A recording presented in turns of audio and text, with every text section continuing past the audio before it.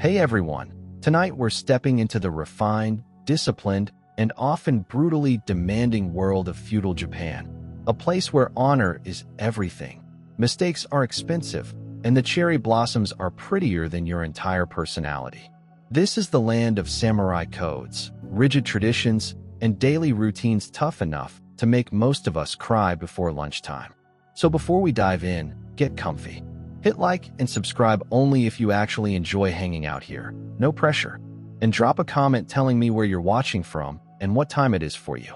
I genuinely love seeing people from every corner of the world tuning in. Now, dim the lights, maybe switch on a fan for that soft background hum, and let's ease into tonight's journey. In feudal Japan, you don't wake up choosing your destiny. You wake up already assigned one, predetermined by your ancestors, your bloodline, and a bunch of people who've been dead for centuries. Your place in society isn't a suggestion. It's a life contract you never signed. Born into a samurai household. Lucky you. That means you're responsible for the sword, the bow, and memorizing an unreasonable number of ways to sit properly in front of your master. Born a peasant? Congrats. It's 40 years of mud, sweat, and back pain, and your children inherit that lifestyle whether they like it or not. There's no resume. No follow your dreams. No start a small business.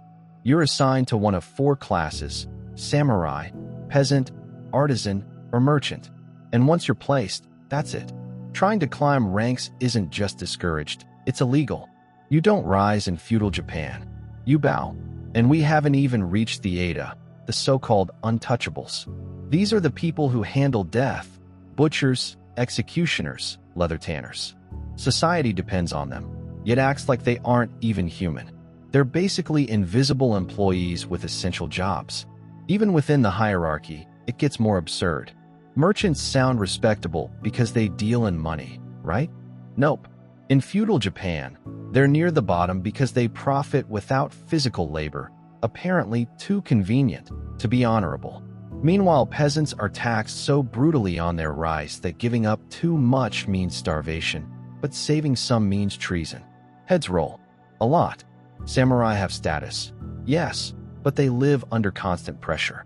One wrong gesture, one misplaced sneeze, one accidental disrespect to your lord, ancestors, wardrobe, or weapon, and your honor is toast. Women? Oh, it doesn't get easier. Regardless of your class, your freedom ends exactly where your father's opinion begins.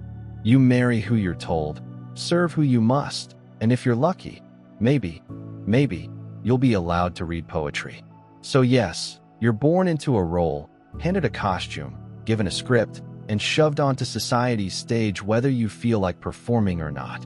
It's refined, poetic, and absolutely suffocating in its inevitability. And that's all before you've even had breakfast. You might imagine life in the past was all mud and mess, but feudal Japan treated cleanliness like a divine command, beautiful in theory, brutal in practice. Especially in winter. Your morning begins with washing, not in a warm bathroom surrounded by scented soaps and fluffy towels, but at a stone basin brimming with water cold enough to emotionally damage you. Drawn from a stream or well. No heat, no compromise. You splash your face and arms while shaking like the spirits are scolding you for existing with mortal flesh. Soap? Only if you're wealthy. And even then, it's either ash or rice bran pressed into a block that smells like a monk designed it specifically to humble your ego. Out in the countryside, if your village even has a bathhouse, that becomes the center of cleanliness. Heated by firewood, steaming with bodies, and packed with neighbors. And communal here means zero privacy. You're washing beside your boss, your future in-laws, your landlord, and whoever else walked in. All completely naked, all acting like this is totally normal. Scrub first, soak after, and for the love of all gods, do not dirty the bath water. That's social self-destruction. If you live far from a bathhouse, you wash what you can, when you can. Teeth cleaned with salt or a twig. Nails clipped and tidy. Clothes aired regularly. Not for fashion, not for trends, but because being unclean is seen as disgraceful, spiritually, socially, and personally. And if you're a samurai, double the pressure. Your lord can inspect you at any moment. dirt under your nails, dishonor, wrinkles in your robe, disrespect, too much sweat during a bow. That might be the last bow you ever perform. Women are expected to smell like cherry blossoms and discipline. Bathing becomes ritual. Skincare is executed with near military accuracy. Hair is styled into elaborate forms that take ages, so you can pound rice or grind grain while still appearing serene and immaculate. So yes, feudal Japan was spotless. Immaculately so. But cleanliness had a cost. Icy water, constant grooming, and the ever-present dread that someone, somewhere, was absolutely judging the hygiene of your feet. Now imagine you're born into the warrior class, the samurai. Sounds glamorous, right? Fancy blades, silk clothing, dramatic duels beneath drifting blossoms. But let's flip to the fine print. Being a samurai in feudal Japan is not about waving a katana and yelling for honor. Being a samurai isn't about heroism. It's about never messing up. Not once. Not ever. Your entire existence is shaped by Bushido, the way of the warrior, a rulebook so demanding even your ancestors would sweat reading it. You don't live for your own dreams. You live for your daimyo, your lord. His word is absolute. His emotions are basically natural disasters. Your job is to serve him so faithfully that you'd rather die painfully than mildly inconvenience him. No big deal. Disobey? Dishonor. Fail? Dishonor. Raise your voice. Dishonor. Glance sideways at the wrong moment during a tea ceremony? Triple dishonor. And dishonor isn't something you apologize for. It's something you're expected to clean up with, well, your insides. Literally. That's seppuku, ritual self-disembowelment. The traditional, I have failed, exit strategy. You kneel, take a short blade, and let's just skip the rest. You already know the ending. This wasn't rare. It was viewed as noble, even admirable. Mess up badly enough, and your lord might hand you a knife and a quiet room with a look that says, handle it. And the pressure doesn't stop there. Samurai are expected to train constantly. Sword work, archery, horseback riding, strategy, calligraphy, poetry, all performed with immaculate posture and the facial expression of someone who has never experienced happiness. Only relentless duty. Laugh too loudly. Vulgar. Show fear. Weak. Get emotional. Absolutely shameful. Your robe must be flawless, your blade spotless, and your behavior so honorable it makes everyone around you uncomfortable. If you ever draw your sword out of anger without justification, insult someone above you, or lose a duel, you don't just embarrass yourself, you ruin your entire lineage. Being a samurai isn't about glory. It's about restraint, silence, and getting through each day without a single wrong eyebrow movement. Yes, the armor looks amazing, but you're always one twitch away from spiritual disaster. Now, let's say you weren't born a samurai. No weapons, no calligraphy practice, no dramatic ritual exits for you. Good news, right? Well, here's the downside. You're a peasant. Your whole life is dirt, sweat, aching muscles, and tax-mandated rice production. You rise with the sun, not because you're spiritually aligned with nature, but because the authorities don't care that you're exhausted and your hut has architecture consisting of holes for windows and goats wandering inside. Breakfast, if fortune smiles, is a bowl of rice porridge and whatever pickled relics survived from last week. If not, you pretend you're fine and sip river water like it's a meal. Then it's off to the rice paddies, which look tranquil in travel documentaries, but are, in reality, mud-filled torture zones designed to grind down your spirit one soggy step at a time. 12 hours a day. Every day, you plant, you weed, you pray bandits don't pick today for a casual visit. And when the sun finally sets, you drag your aching body home, only to discover one of your oxen has vanished and the village headman wants to lecture you about why your grain quota is short again. Taxes don't care about your feelings. You don't pay in money. You pay in rice. Your family survives on whatever remains, which is rarely enough, especially if the harvest flopped or if your lord's nephew decided your field was the perfect place to practice cavalry drills. Want to complain? That's adorable. You can't. Talking back earns you a whipping, exile, or a sudden promotion to freshly deceased. If you're extremely fortunate, You might one day become a village elder, which means everyone still ignores you, but now does it very respectfully. Usually after asking your opinion, they have no intention of following. And don't forget, legally, you're not allowed to leave the village without permission. You're basically a rice-powered inmate with seasonal fungal foot problems. Festivals? Sure, a few. You get tipsy on weak sake, shuffle around in a circle, and try not to think about the fact that planting season starts again in 4 days. So yes, you're the backbone of the economy. The reason samurai have something to chew on, and the person everyone pretends doesn't exist. And no, days off are not a thing. Feudal Japan believes in hard work, inherited struggle, and setting expectations below sea level. You're starving, obviously. You've been laboring, sweating, and quietly not collapsing since dawn. Time to eat. But meals in feudal Japan aren't about pleasure. They're about staying alive without embarrassing yourself by choking on a tiny fishbone. If you're a peasant, your diet is rice. Rice in the morning, rice at noon, rice at night. If fortune favors you, it's real rice. If not, it's barley cosplaying as rice. Maybe a turnip. Maybe a pickled radish if the universe is feeling generous. Meat? That's for the Lord. Or for that one rooster that disappeared after giving you attitude. Fish? Occasionally. Usually dried or salted to the point it could be used as a household tool. Soup? Typically miso, though calling it soup is generous when it's essentially warm salted water with 2 lonely leaves floating inside. Flavorful? Yes, but only in the sense that seawater is refreshing. Now, if you're a samurai, you do get better food, but you eat last. After your lord, his guests, his cousin, and anyone he feels like showing off to. This means cold rice, cold soup, and the delightful experience of smiling politely while everyone else enjoys the hot meal you're not allowed to touch yet. Everything is seasonal, not because it's fashionable, but because there's no fridge, no imports, and if you didn't grow it, it probably doesn't exist. Winter simply means nature has decided it's your fasting season. And heaven help you if you get food poisoning. Medical treatment? Let's call it hope-based.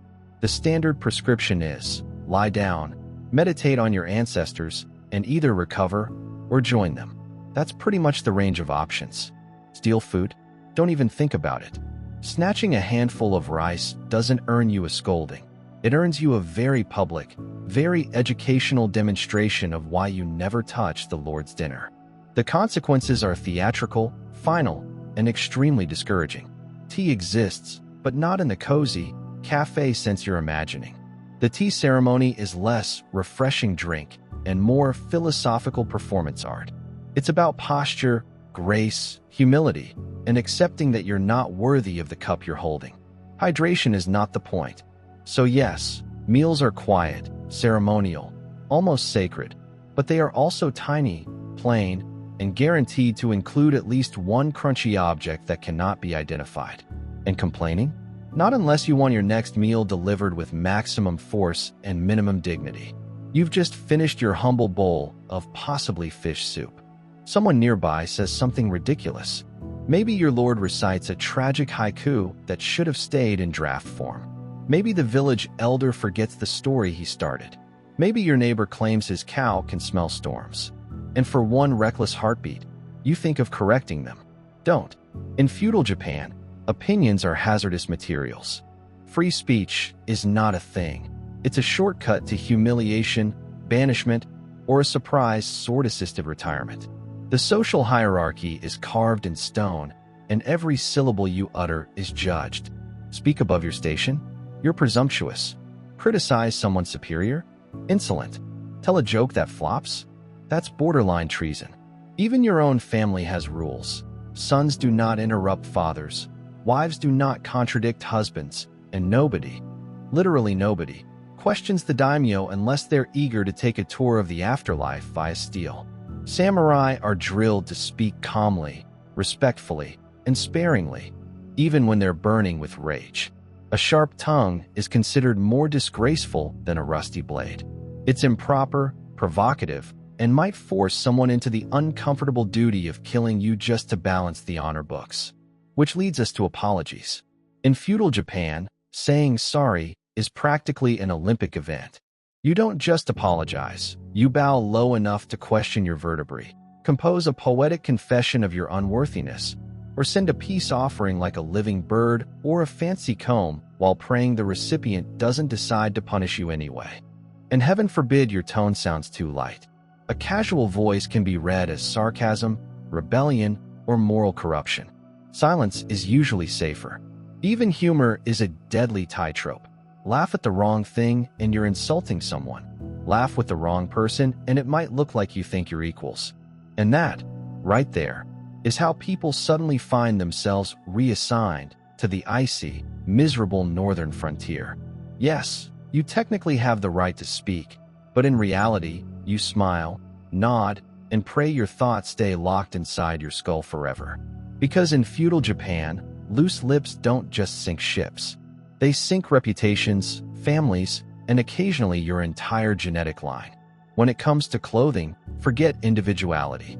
Fashion isn't self-expression here, it's social labeling. One glance at your outfit tells everyone exactly where you land in the hierarchy. Your garments don't show who you are. They show what you are, what you're allowed to do, and whether drawing a sword legally belongs in your daily routine. Starting at the top, samurai. They wear layered silk robes, sometimes armored, always composed. Everything is intentional. The colors, deep indigo, earthy tones, and that dramatic splash of red that basically says, I have ended someone's career, and maybe their life, over a wardrobe mistake. And then there's the daisho, the long and short sword pair. Not just weapons, but credentials. Drawing them is serious business. Wearing them incorrectly? A guaranteed encounter with immediate, weaponized etiquette correction. Peasants, by contrast, wear cotton and resignation. The palette is mud-friendly, browns, grays, washed-out beige. Not because they love neutrals, but because dye costs money and survival is already an expensive hobby. Their outfit communicates, yes, I farm in sludge. No, I didn't choose this. And yes, these sad sandals are my entire shoe collection. Merchants dress better, since they actually have cash, but they tread carefully. They're wealthy yet socially low, so their attire aims for quietly comfortable, please don't notice me. Silk is allowed, but subtle. Smart merchant families become masters of looking successful enough to live well, but not successful enough to be stabbed by a samurai having a slow afternoon. Artisans and craftsmen keep things simple. Practical fabrics, sturdy cuts, nothing flashy. Their clothing says, I am skilled, not dramatic. Please don't involve me in anything political. And then we have women, navigating the labyrinth of appearance expectations. They must achieve elegance and obedience simultaneously, all while being wrapped in enough fabric to qualify as architectural folds. Hairstyles have their own coded messages. Kimono motifs change with the seasons. And if you accidentally wear the wrong color for the wrong event, congratulations, you've brought shame upon your entire family and sparked a neighborhood gossip festival by noon. So, clothing in feudal Japan isn't just fabric. It's rank, it's protocol, it's survival, and it's a constant test in avoiding fashion-based dishonor from both the gods above and the in-laws across the room. So you're picturing moonlit strolls under drifting cherry blossoms, soft verses traded beneath lantern light. Maybe even a dramatic embrace between a noble samurai and a princess he absolutely should not be talking to. Yeah, no? In feudal Japan, romance is a side mission and not one you're expected to win. Marriage isn't built on affection. It's constructed from alliances, clan strategy, land rights, rice quotas, and the constant fear of bringing shame upon people who died centuries before you were born. If you're a peasant, your marriage is arranged by your parents, or possibly the village headman after he's had enough sake. Compatibility isn't a topic. Strong bones and teeth that won't fall out during planting season? Much more important. If you belong to a samurai household, the stakes climb even higher. Weddings function as political contracts. Your spouse is selected to patch up clan rivalries, trade acreage, or repay a decades-old insult with a decorative kimono and some forced politeness. Happiness is optional. Stability, preferably the kind that doesn't collapse before the next harvest, is the actual goal. love notes do exist, but only if they're composed in elegant brushstrokes, loaded with seasonal imagery, and delivered by a maid who has seen enough scandals to write her own anthology. Women, naturally, get even less of a vote. A samurai girl might be married off at 15, expected to perfect etiquette, calligraphy, sewing, and the sacred discipline of swallowing disappointment without flinching. Her responsibilities? Produce heirs, pour tea correctly, and definitely do not fall for the charming music tutor.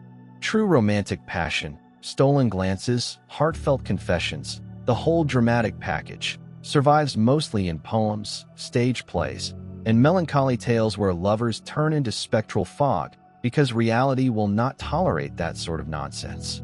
Break the rules, though, and consequences arrive quickly. Adultery can mean exile, disgrace, or a very final encounter with someone's sword. And it might be your spouse, your relatives, or your lord who delivers the verdict, whichever one gets impatient first. Even samurai who were allowed concubines didn't exactly live easier lives. It simply meant acquiring more people to quietly disappoint. So yes, people did fall in love, secretly, painfully, and almost always at the worst possible moment. Because in feudal Japan, love wasn't banned. It was just catastrophically inconvenient. And speaking of catastrophes, in feudal Japan, death isn't some far-off threat. It's basically your constant companion, the roommate who never contributes, yet never leaves. Nobody plans for old age. They plan for a respectable ending. Because here, death isn't a tragedy. It's part of the expected storyline. These so-called noble warriors stroll around with two blades and a fully rehearsed exit strategy. Lose a battle? Time for seppuku. Tarnish your honor? Seppuku. Accidentally splash sake on the daimyo's outfit? Seppuku, preferably with dramatic flute music. And it isn't done quietly in a corner. No, it's a full public production, as ritualized as a tea ceremony, just with far more unfortunate anatomy consequences. And don't assume the common folk are living any longer. If you're a farmer and the rice crop fails, you go hungry. If your village misses its tax quota, your head might become the shogun's favorite motivational poster. Drought, disease, roving outlaws. Pick whichever tragic ending fits your schedule. Medicine? The height of technology is warm water, herbal confidence, and hoping the gods are in a good mood. Speaking of outlaws, yes, bandits exist. In droves. They do not care how many months you spent cultivating those daikon radishes. Roads outside the towns are so perilous that most people simply never leave home unless their lives depend on it.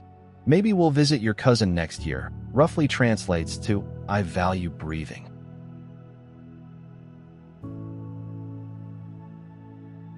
If you're a woman, childbirth is a gamble with very bad odds.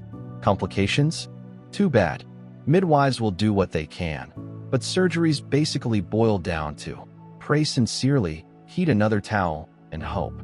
If your husband dies dishonorably, you might be expected to accompany him, not emotionally, but physically, via dagger, into the afterlife. Romance. And then there's nature.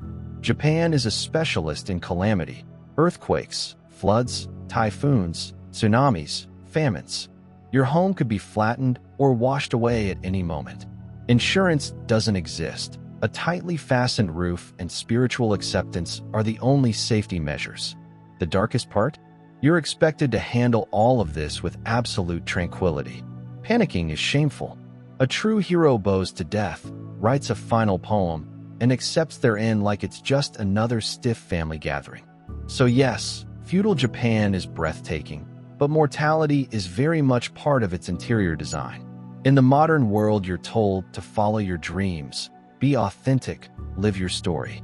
In feudal Japan, your story is whatever your clan says it is. Individualism isn't admirable, it's suspicious. You are not a unique constellation of destiny. You're a tiny twig on a very influential family tree.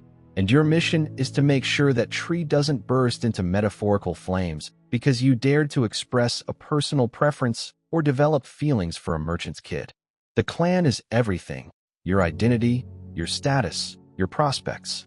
Your life is woven into a system of duties, honor rules, and obligations so intricate it practically functions as a spiritual spreadsheet. Even the samurai, proud, disciplined fighters, don't battle for their own desires. They serve their clan above all. They fight for their daimyo, their lineage, and every ancestor watching from the spiritual balcony. And when they die, ideally it's in a way that boosts the reputation of everyone above them. Dying honorably is fine, but dying in a way that slightly embarrasses your clan? That becomes a family trauma that echoes for generations. Your behavior reflects on your father. His reflects on his father. And your grandfather's questionable choices might still be determining how your cousin gets treated 2 regions away. It's not guilt by association. It's existence by association. Want to open a cozy noodle stand because you adore cooking? How precious. Sadly, your clan raises horses, so you'll be scrubbing hooves and pretending to enjoy it. Interested in painting? Wonderful. You'll be painting only what your clan-approved temple tells you to paint, following exact symbolism, and preferably without speaking. And scandal? Don't even imagine it. One tiny affair, one drunken spectacle, or one overly spicy poem performed in public, and shame rains down on everyone. Your siblings ostracized. Your mother horrified. Your great-uncle? He may need to commit ritual self-gutting just to clean the family's reputation. In this world, you're not an individual. You're a mascot, a chess piece, and a potential disaster wrapped in human form. But if you play your assigned part with precision, bow correctly, and marry the person your elders select, your clan might say your name with something like admiration. In feudal Japan, that's the closest thing to earning a personal achievement trophy. Think you've survived the status system, the honor rules, the sword etiquette, and the endless rice tributes? Great. Now try staying alive through the climate. Feudal Japan is a postcard of stunning landscapes, snowy peaks, tranquil forests, cherry blossoms drifting like pink snow, wrapped inside a survival game coded by a very bored god. The land looks heavenly. The weather wants you personally eliminated. Begin with typhoons. Enormous storms that show up like furious spirits, dragging walls of rain, howling winds, and the demolition power of a giant with anger issues. Roofs rip away. Dirt roads disappear. The rice you nurtured for months floats by, mocking you. Earthquakes are next, abrupt, explosive, and totally impossible to predict. No warnings. No alarms. Just a low rumble, a split second of, is this really happening? And suddenly your house is on its side like a badly parked cart. If the shaking doesn't finish you, the fires afterward might, because everything is made of wood, including your worst decisions. Floods? Very common. Too much rain and rivers overflow. Your village turns into muddy broth. Fields drown, livestock wander off, and your lord still demands taxes, now with enthusiasm. And droughts are no kinder. Weeks of relentless sun and zero rain leave the earth cracked and your rice paddies as dry as a monk's sense of humor. You appeal to the gods. You perform every ritual you know. You begin looking at your neighbors while like it personally offended you. And then winter arrives, not the cozy, postcard variety, but a season of marrow-deep chill, flimsy blankets, and fires that politely give up halfway through the night. Heating isn't a luxury. It's a shared struggle. You hover your palms over a clay brazier and hope frostbite doesn't become the latest trend. And just to keep things interesting, the volcanoes occasionally chime in. Japan sits right on the ring of fire, which is every bit as charming as it sounds. One eruption and entire regions can be coated in ash, swallowed by lava, or transformed into accidental Zen gardens where your home used to be. There's no emergency response team, no disaster fund, no government rescue trucks. If your house collapses, you rebuild from scratch. If your food spoils, you simply go without. And if your lord's estate is also damaged, bad news, taxes are still due. Catastrophe is not considered a valid excuse.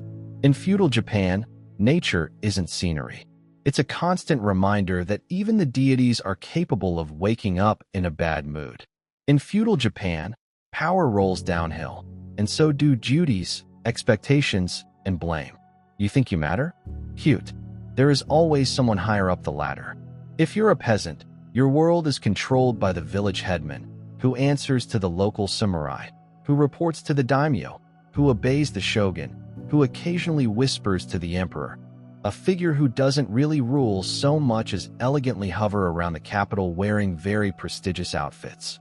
Even the samurai, those dramatic, sword-bearing icons of discipline, aren't the final authority. Their whole existence revolves around serving as superior, taking orders, and sometimes fighting wars they never asked for over land they'll never own to win honor that never quite belongs to them. On paper, they're respected. In practice, they're extremely fashionable middle management holding blades. Daimyo, the mighty lords commanding territories and armies, look all-powerful until the shogun decides they're getting a bit too confident. Then inspections happen, correspondence mysteriously disappears, and heads sometimes separate from shoulders with tremendous formality. Even the shogun, the military ruler, the top of the pyramid, lives in perpetual paranoia. He must watch rival families, fragile alliances, the treasury, and the cousins who keep trying to season his tea with poison. He rules the country, sure, he just doesn't rest easy. And the emperor? Officially the highest authority. Practically, a sacred mascot. He performs rituals, names eras, writes elegant poetry, and may or may not be quietly broke. This hierarchy does not bend. You don't climb it. You're placed somewhere and remain there, pruned and shaped like an obedient bonsai. Ambition is not inspiring here, it's suspicious. You make offerings to the spirits. You chant the proper invocations. You start glaring at your neighbors while like it personally insulted you. And then winter shows up, not a pretty postcard scene, but a season of bitter wind, thin bedding, and fires that sputter out long before dawn. There's no central heating. There's collective misery. You huddle around a clay pot of embers and just hope your fingers are still attached in the morning. And occasionally a volcano decides to join the festivities. Japan sits right along the ring of fire. Yes, it's every bit as exciting as it sounds. One eruption could blanket entire regions under ash, molten rock, or the unwelcome news that your favorite shrine is now a gravel sculpture garden. There's no emergency management agency, no rescue helicopters, no federal aid package. If your home collapses, you rebuild it. If your harvest spoils, you tighten your belt. And if your lord's land is also devastated, guess what? Taxes are still due on time. Disaster doesn't cancel obligations. In feudal Japan, nature doesn't take a polite step back. It stands right in front of you, breathing down your neck, reminding everyone that even the gods get cranky. And then there's the hierarchy. In Japan's feudal order, authority flows downhill, and so do expectations, pressure, and consequences. Think you matter? That's adorable. Someone above you disagrees. Say you're a farmer. You answer to the village headman, who follows the commands of the local samurai, who in turn serves a daimyo, who answers to the shogun, who occasionally whispers polite greetings to the emperor, who technically reigns, but mostly wanders court halls like a ceremonial ghost in very expensive layers of silk. Even samurai, those stern, sword-bearing embodiments of discipline, aren't at the top. They spend their lives enforcing their lord's will, waiting for orders, and fighting battles they didn't start over territories they don't own to earn honor that never actually becomes theirs. Theoretically, they're revered. Practically, they're exceptionally fancy middle management with sharper stationery. Daimyo, the mighty lords ruling entire provinces, might seem invincible, until the shogun suspects they're getting a bit too ambitious. Suddenly their castles get routine inspections, their letters get intercepted, and their futures get shortened by one carefully severed head. Even the shogun, the military ruler of the nation, isn't safe. He must monitor rival clans, appease the court, keep the economy steady, and stay vigilant against cousins with creative poison hobbies. Yes, he rules. No, he does not sleep soundly. And the emperor? He outranks everyone on paper, but wields roughly as much power as an elegant paperweight.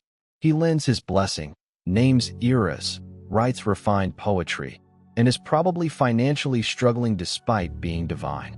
This hierarchy is not a social ladder. It's a fixed arrangement. You don't climb. You are assigned your branch like a well-manicured bonsai and expected to stay there forever. Ambition isn't admired. It's hazardous. Ambition is feared. The closer you get to authority, the closer you get to a blade slipping between your ribs. Respect must go up. Orders must come down.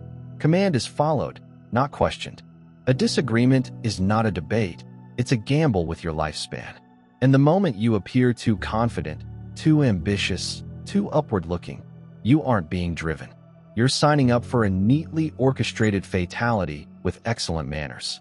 No matter who you are, farmer, trader, warrior, or noble, someone above can determine your future, and someone below is praying you make a misstep. Education? That depends entirely on where you fall on the social staircase. And spoiler, if you're on the lower rungs, the staircase is mostly imaginary and occasionally on fire. Start with the top, samurai children. These kids hit the jackpot. From early childhood, they're drilled in reading, writing, swordplay, etiquette, poetry, archery, mounted combat, and the ancient skill of looking permanently underwhelmed. A samurai youth knows how to compose a dignified death poem by 14. You were probably learning cursive at that age. Their studies are intense but purposeful, learning to serve, uphold honor, and avoid embarrassing their clan. They read Chinese classics, study Bushido, and practice bowing so exact it could impress heavenly beings. Merchants and craftsmen, they receive practical training, arithmetic, record-keeping, a bit of reading, but only enough to manage their trade. You're not reading philosophy. You're calculating bulk pricing for pickled vegetables. Functional? Absolutely. Glamorous? Not even close. Peasants? Their education looks like this. Here's a hoe. That's rice. Move. Parents teach children how to plant, harvest, and avoid dying in front of the tax officer. Literacy is uncommon. Classrooms are rare. The only written notice you'll likely see is the one posted on a wall explaining why your taxes have increased again. And girls? Unless you're from a prestigious lineage, formal education is scarce. You learn household skills, sewing, manners, the tea ceremony, and the art of quiet endurance. If you're lucky, you might study calligraphy or poetry, as long as it doesn't interfere with folding laundry with near mystical precision. Learning in feudal Japan isn't about curiosity. It's about equipping you for your designated role without raising questions. The idea of studying for enjoyment would make elders spill their sake in disbelief. Knowledge is power. So naturally, it's distributed with remarkable caution. Aesthetics? Feudal Japan is visually stunning. The curve of a fan, the placement of a cup, the angle of a gate. Everything is crafted to suit the spirit and impress your ancestors. But here's the twist. You can absolutely be judged for getting any of it wrong. Culture isn't leisure. It's performance with reputational consequences. The way you arrange flowers, pour tea, or fold your kimono isn't whimsical expression. It's ritual precision shaped by centuries of rules. Place one flower incorrectly, and congratulations. You're now the subject of mild gossip and not the charming kind. Take the tea ceremony. It appears serene, meditative, peaceful. In truth, it's a silent social gauntlet. Every gesture is timed, every posture deliberate. The guest must sit properly, rotate the cup twice, display modest gratitude, and drink quietly, all while wondering if they bowed too fast, too slow, or too enthusiastically. Slip up and you're awkward at best. At worst, you've demonstrated a deep personal failing inherited from your disgraceful ancestors. Calligraphy? Beautiful, yes, but also an examination of character. A brushstroke isn't ink, it's your inner state exposed. Sloppy script practically screams, emotionally unreliable and questionable at etiquette. Poetry? Don't even think about improvising. A haiku must match the season, use appropriate symbolism, and hint at your feelings without being too open, vulgar, too restrained, cold, or too clever, arrogant. Fail and your moon-viewing invitations vanish instantly. Culture here is a delicate dance. You participate not for relaxation, but to prove you are calm, refined, disciplined, and thoroughly terrified of appearing uncultured. Beauty isn't effortless. It's combat, fought in silk. And after all this, the rigid hierarchy, the hygiene habits, the honor codes, the relentless rice, it's clear, You wouldn't survive a day in feudal Japan. Not because you're weak or spoiled, but because this wasn't a society structured for comfort. It was engineered for discipline, restraint, and unwavering obedience. Every gesture was judged. Every word mattered. Every bow carried consequences. One mistake meant shame. A severe mistake meant ceremony, incense, and a very final farewell. There were no breaks, no authenticity hours. You were born into a role, handed a lifelong script, and expected to perform it flawlessly, gracefully, and with the quiet intensity of someone who knows the alternative is far worse. Breaking from tradition wasn't admired. It wasn't courageous. It was threatening. The individual held almost no weight. What mattered were the clan, the lord, the land, and the delicate balance holding them together. If you were a samurai, you bore the gravity of ancestral honor and the very real possibility that one day you'd need to compose elegant final verses before cutting open your own stomach. If you were a peasant, the fields claimed your body from sunrise until your back curled like a bowstring, all while you prayed that storms, droughts, or your lord's greed didn't destroy the little you had. If you were a woman, your existence unfolded like a ritual, quiet coordination, polished manners, endurance wrapped in silk.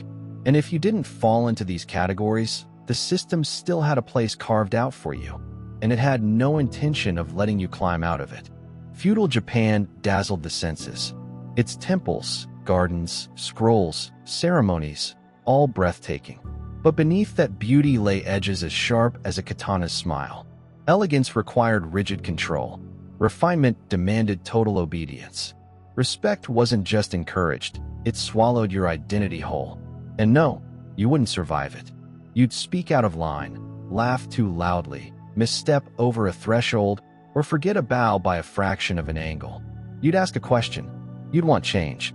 And the moment you did, the entire structure would perceive you as a crack in the foundation.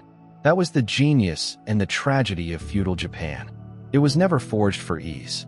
It was built to last. In a world where women were expected to be silent shadows, certainly not commanders of fleets, Artemisia of Korea existed like a historical typo, something that absolutely shouldn't have been possible, and yet undeniably was. She sat on her throne with the dual weight of monarch and admiral, scheming alongside some of the most influential men of the ancient Mediterranean. Artemisia ruled Halicarnassus, a port city tucked into the southwestern curve of Asia Minor, modern-day Turkey, technically under Persian control, but always caught between shifting spheres of influence. Artemisia didn't merely inherit a throne, she weaponized it. She was Greek by origin, Persian by allegiance, and born into a world that treated her gender as a limitation. She defied every part of that equation. Her father was likely Carian. Her mother came from the island of Crete. When her husband died, tradition said she should step aside for a male successor. Instead, Artemisia seized power herself, quiet rebellion wrapped in royal protocol. But she wasn't content with ruling. She wanted impact. So when Xerxes prepared his massive invasion of Greece in 480 BCE, Artemisia did what no woman of her time dared. She volunteered for war, not for tending to the wounded, not for chanting prayers. She offered ships. Her own ships. 5 sleek, deadly vessels that she captained personally. In the Persian court, crowded with ambitious princes and hardened generals, Xerxes didn't dismiss her. He didn't mock her. He trusted her. And he listened. A bold decision? Certainly. Foolhardy? Many thought so. A Greek siding with Persia? Treachery. A woman steering warships? Absurd. But Artemisia wasn't driven by loyalty or ethnicity. She was driven by strategy. She understood that survival and power were currencies greater than blood. And she played that game with terrifying finesse. By aligning with Xerxes, she effectively declared war on her own ancestry. Greek outrage was immediate. They labeled her a renegade, a traitor who traded her heritage for Persian favor, a queen-turned-mercenary. Yet Artemisia seemed utterly unfazed. She didn't retreat.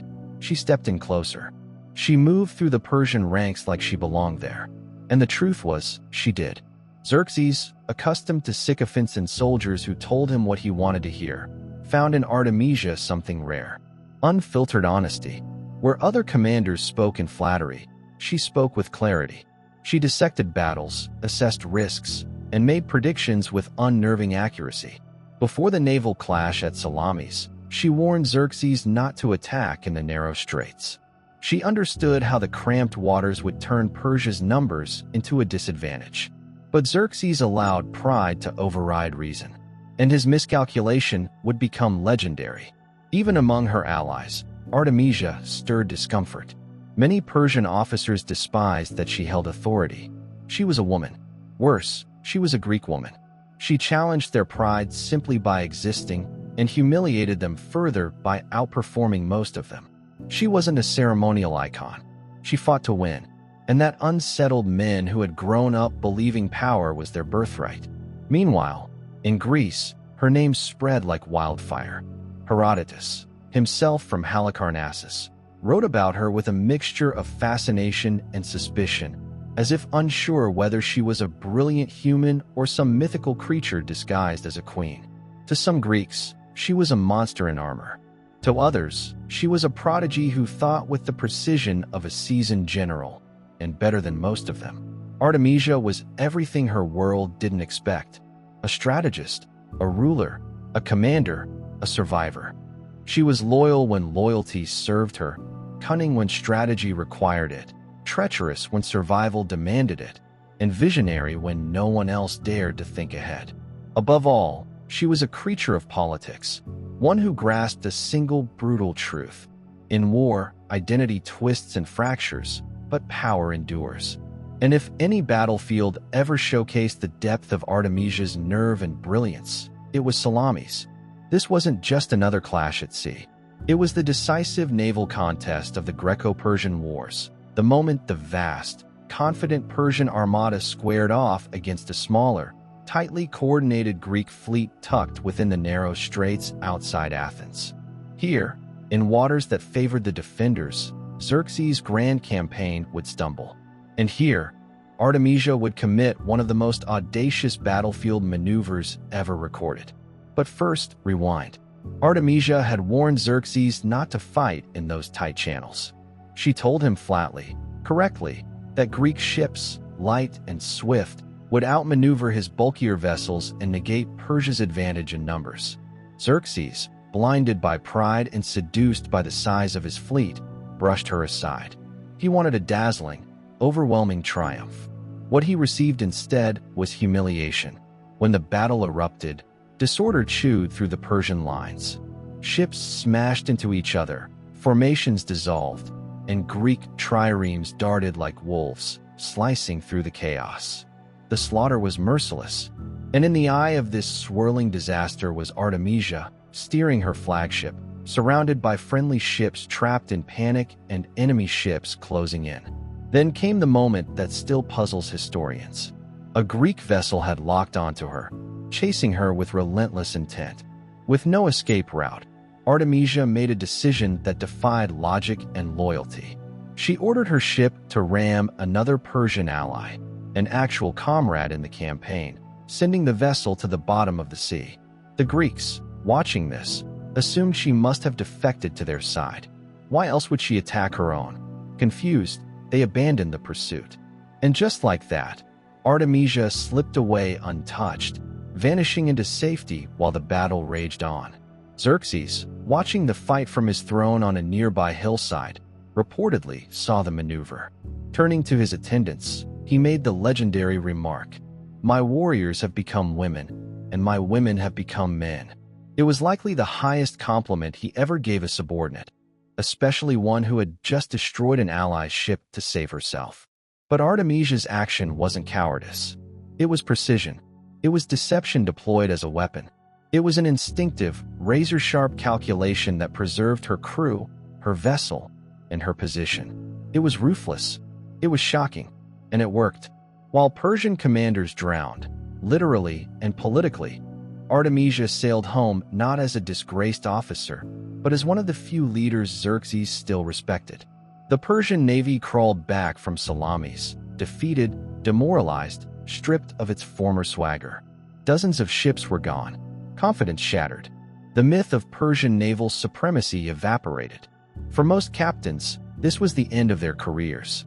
For Artemisia, it was her strange, improbable victory. She had warned the king. She had acted decisively. She had survived. And she had done so in a way that proved she understood war better than most men around her. Back on land, as the empire tried to make sense of the disaster, Xerxes turned once again to the only advisor who had not failed him. And in a moment of unusual vulnerability, he asked her an intimate political question. What now? Artemisia didn't flatter him. She didn't hesitate.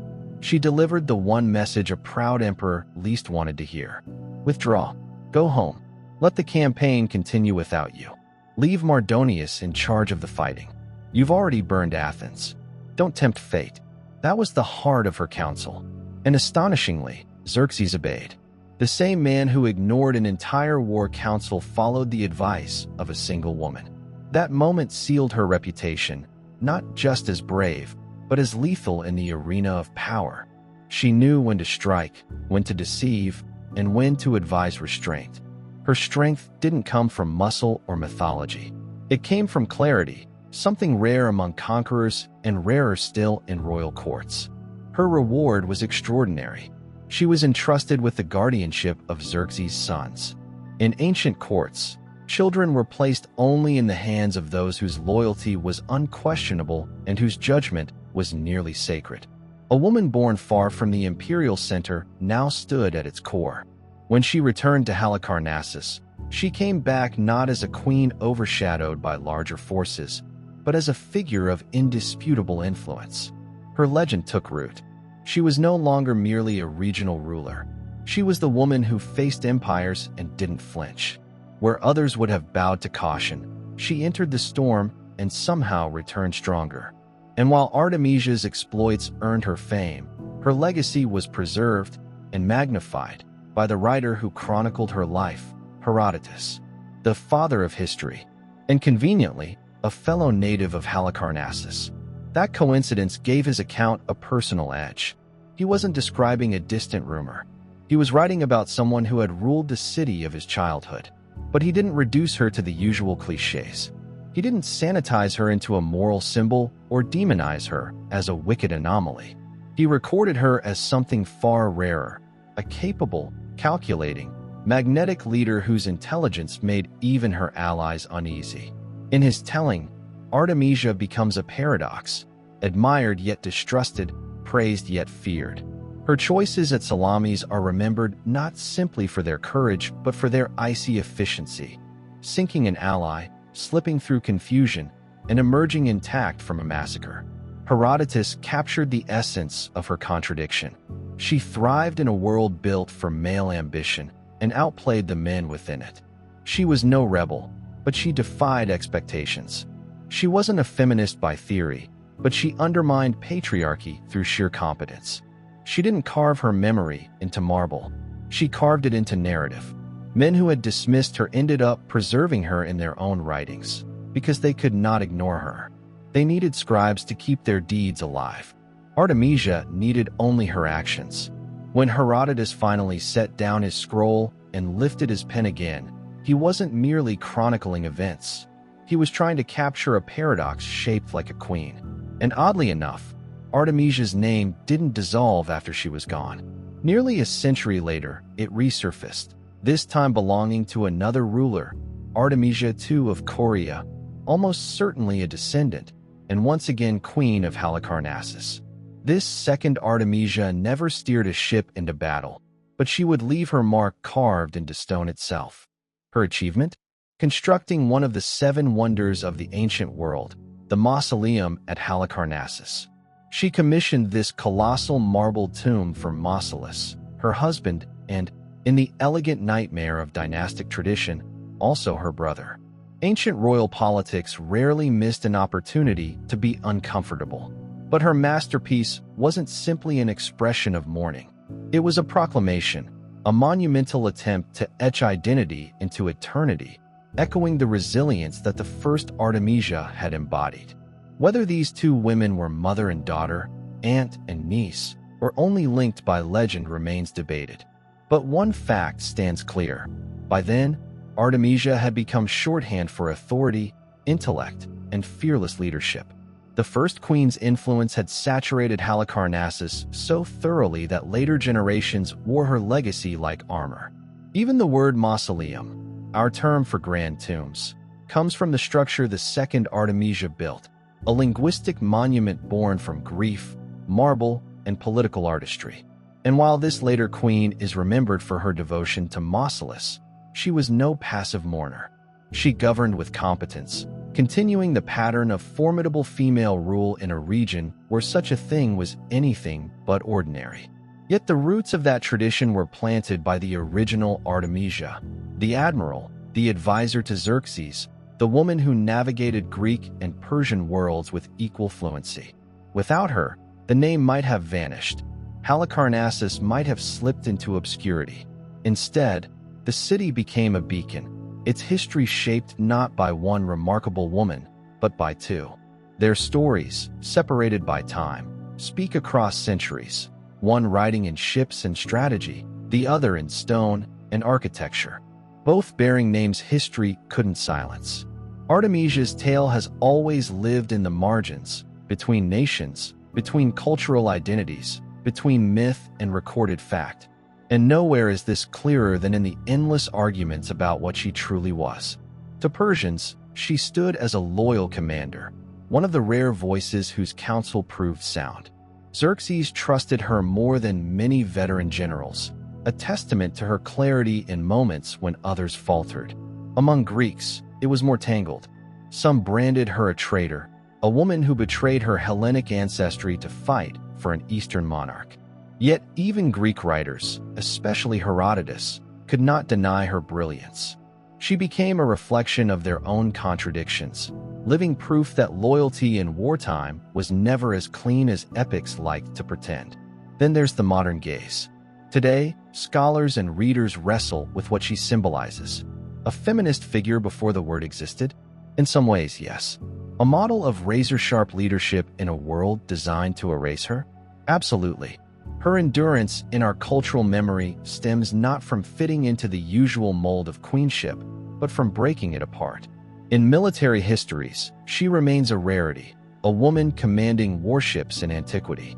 In political and literary circles, she stands as a voice of reason amidst monumental arrogance. In popular imagination, she resurfaces periodically, sometimes dramatized, sometimes distorted, but never forgotten. Yet here is the irony. Artemisia herself never chased legacy. She wasn't sculpting myths. She wasn't polishing a public image. She was making decisions, dangerous, divisive, and often devastatingly correct ones. She didn't serve Persia or Greece. She served her own judgment. As generations passed, her story performed the natural alchemy of great narratives. It transformed. She became myth, metaphor, and, in some retellings, menace. Poets and playwrights reshaped her into whatever their era demanded. Some turned her into a seductress whose downfall was romantic obsession. Another invented a tale in which unreturned love drove her off a cliff, a fantasy better suited for a tragic heroine than a hardened naval strategist. Others cast her as a venomous mastermind, more sorceress than sovereign. It's a familiar pattern. When a woman gains power through intellect or audacity, later ages often soften her into helplessness or exaggerate her into villainy. Artemisia suffered both fates, neither truthful.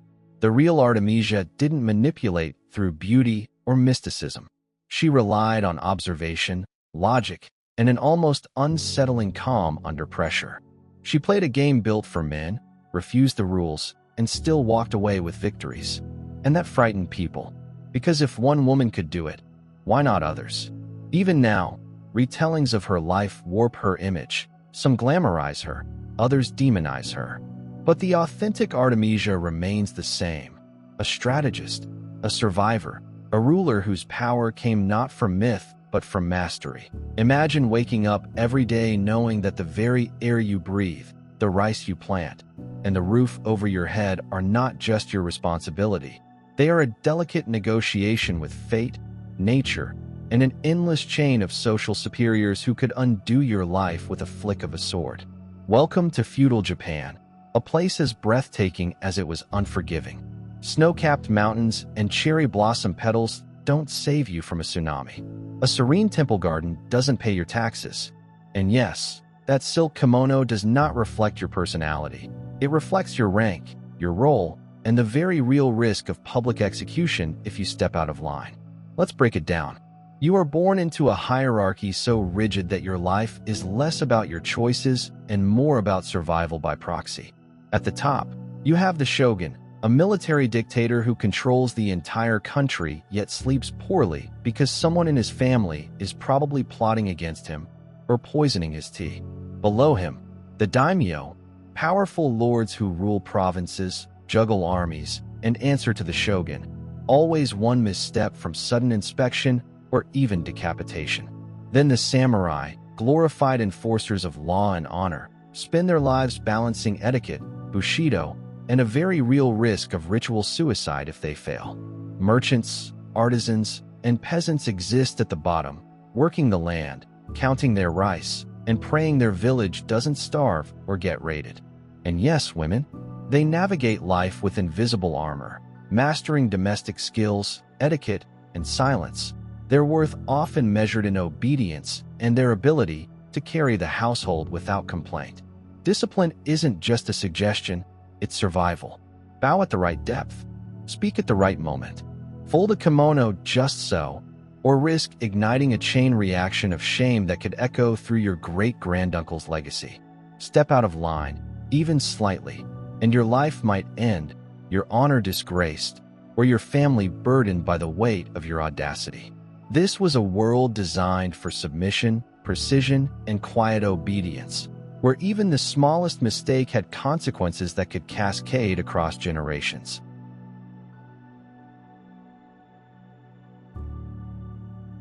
But here's the thing.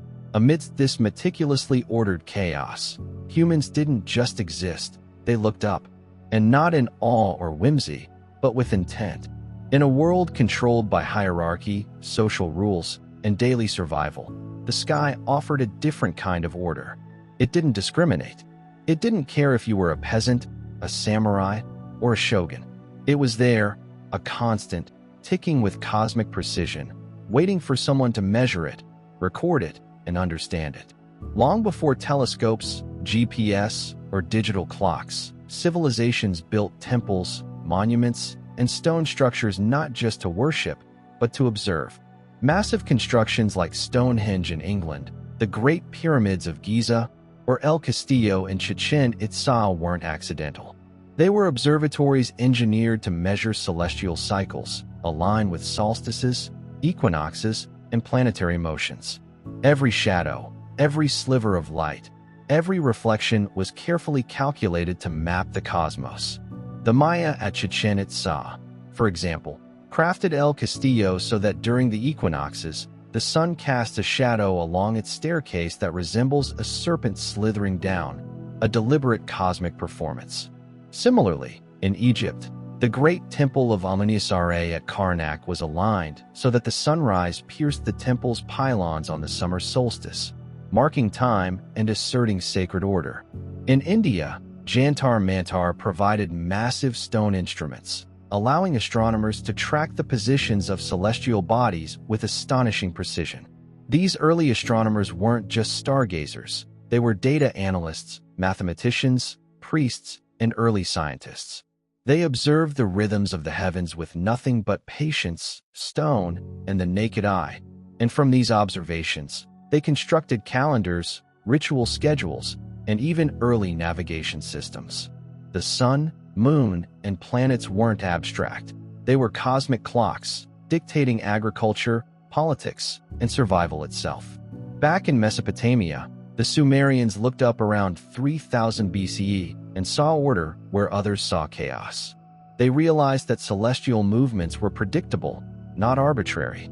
The cycles of the moon dictated planting seasons, eclipses became omens, and the movements of Venus and Jupiter guided kings. From these patterns, they developed a sexagesimal system, a base, 60 counting method that endures in our 60-second minutes and 360-degree circles today. They didn't just watch the sky, they built civilization around it. Now, pause for a moment and think about feudal Japan again. In a society where the smallest misstep could result in ritual death or generational shame, where survival was dictated by hierarchy, famine, and typhoons, the stars offered a rare kind of stability. The cosmos didn't care if your daimyo decided taxes were due or if the harvest failed. It ticked on, a reliable, precise system humanity could study, decode, and use to survive. Farmers could plant when the stars told them to. Sailors could navigate open seas. Priests and officials could schedule rituals that synced with solar and lunar events, aligning human activity with cosmic order. This contrast is stunning. On one hand, humans bound by a microscopic obsession with obedience and order, and on the other, civilizations attempting to grasp the vast, untouchable order of the universe. One enforced by fear, ritual, and hierarchy, the other pursued through observation, patience, and calculation. And yet, both were attempts to impose structure on chaos. In Japan, failure was immediate and punishing. In astronomy, failure was a miscalculation, an incorrect alignment, a missed eclipse, still significant, but offering the reward of knowledge. Picture a samurai, perfectly folded kimono, bowing with exact precision before his lord, facing potential death for a slip. Now, imagine a Sumerian priest, temple roof overhead, calculating the precise angle for an equinox shadow on a sacred ziggurat, knowing that generations will rely on his accuracy. Both lived disciplined lives, but one was about survival through submission, the other about survival through understanding the universe. Both required meticulous attention to detail, observation, and patience. Both demanded respect for structure, one human, one cosmic. And let's not forget the power of patience in these early astronomers' work. Without telescopes, they measured planetary retrograde motion, lunar cycles, and solar eclipses by repeated nightly observations, meticulous note-taking, and ingenious instruments crafted from stone and wood. Across continents, from Babylon to Beijing, humans were building a data-driven understanding of the cosmos long before computers existed. They aligned stones, carved shadows, and counted seconds, all to turn the chaotic night sky into something predictable, something they could act upon. Now, bring that cosmic perspective back into feudal Japan, and it almost feels poetic. Here, life is measured by duty, by hierarchy, by survival under harsh natural conditions. There is no margin for error. A failed rice harvest can starve a village. A tsunami can wash away homes and livelihood. The heavens, however, continue their quiet, precise march across the sky. They don't care about the social rank of the observer, the correctness of their bow, or the loyalty of their samurai. They follow immutable rules. In that sense, the night sky is democracy incarnate, equal to all, indifferent, and eternal. Yet, humans never sat back. They used what they saw. Ancient Japanese farmers and sailors were keen observers of the heavens, too, integrating lunar calendars, solstice festivals, and astronomical events into Shinto rituals and agricultural planning. The sky informed planting, navigation, and harvests, and rituals were performed not for whimsy, but to align human activity with celestial rhythm. In societies as strict as feudal Japan, the stars offered an alternate system of order, one that could be mastered through study rather than enforced obedience. The brilliance of both worlds, feudal Japan and ancient astronomy, lies in their shared principle: precision matters. In Japan, a misaligned bow or untimely poem can destroy honor. In Mesopotamia, a misaligned ziggurat or miscalculated eclipse can disrupt seasons, crop cycles, and religious festivals. One demanded perfection under pressure from society. The other demanded perfection under pressure from the universe itself. Both cultivated discipline, observation, and awareness far beyond ordinary human concerns. Both were survival, just on radically different scales. And maybe that's the lesson bridging the centuries. Humans are wired to seek order in chaos, whether it's in the rigid hierarchy of a samurai clan or the sweeping orbits of distant stars. We study, we measure, We calculate, and we obey, sometimes out of fear, sometimes out of curiosity. Both practices, mastery of the social and mastery of the celestial, require humility, patience, and foresight, and both create legacies that echo far beyond individual lives. Feudal Japan teaches us about the fragility of individual agency in the face of hierarchical power. Ancient astronomy teaches us about the human capacity to impose order on chaos, to map the infinite, and to create systems that outlive empires.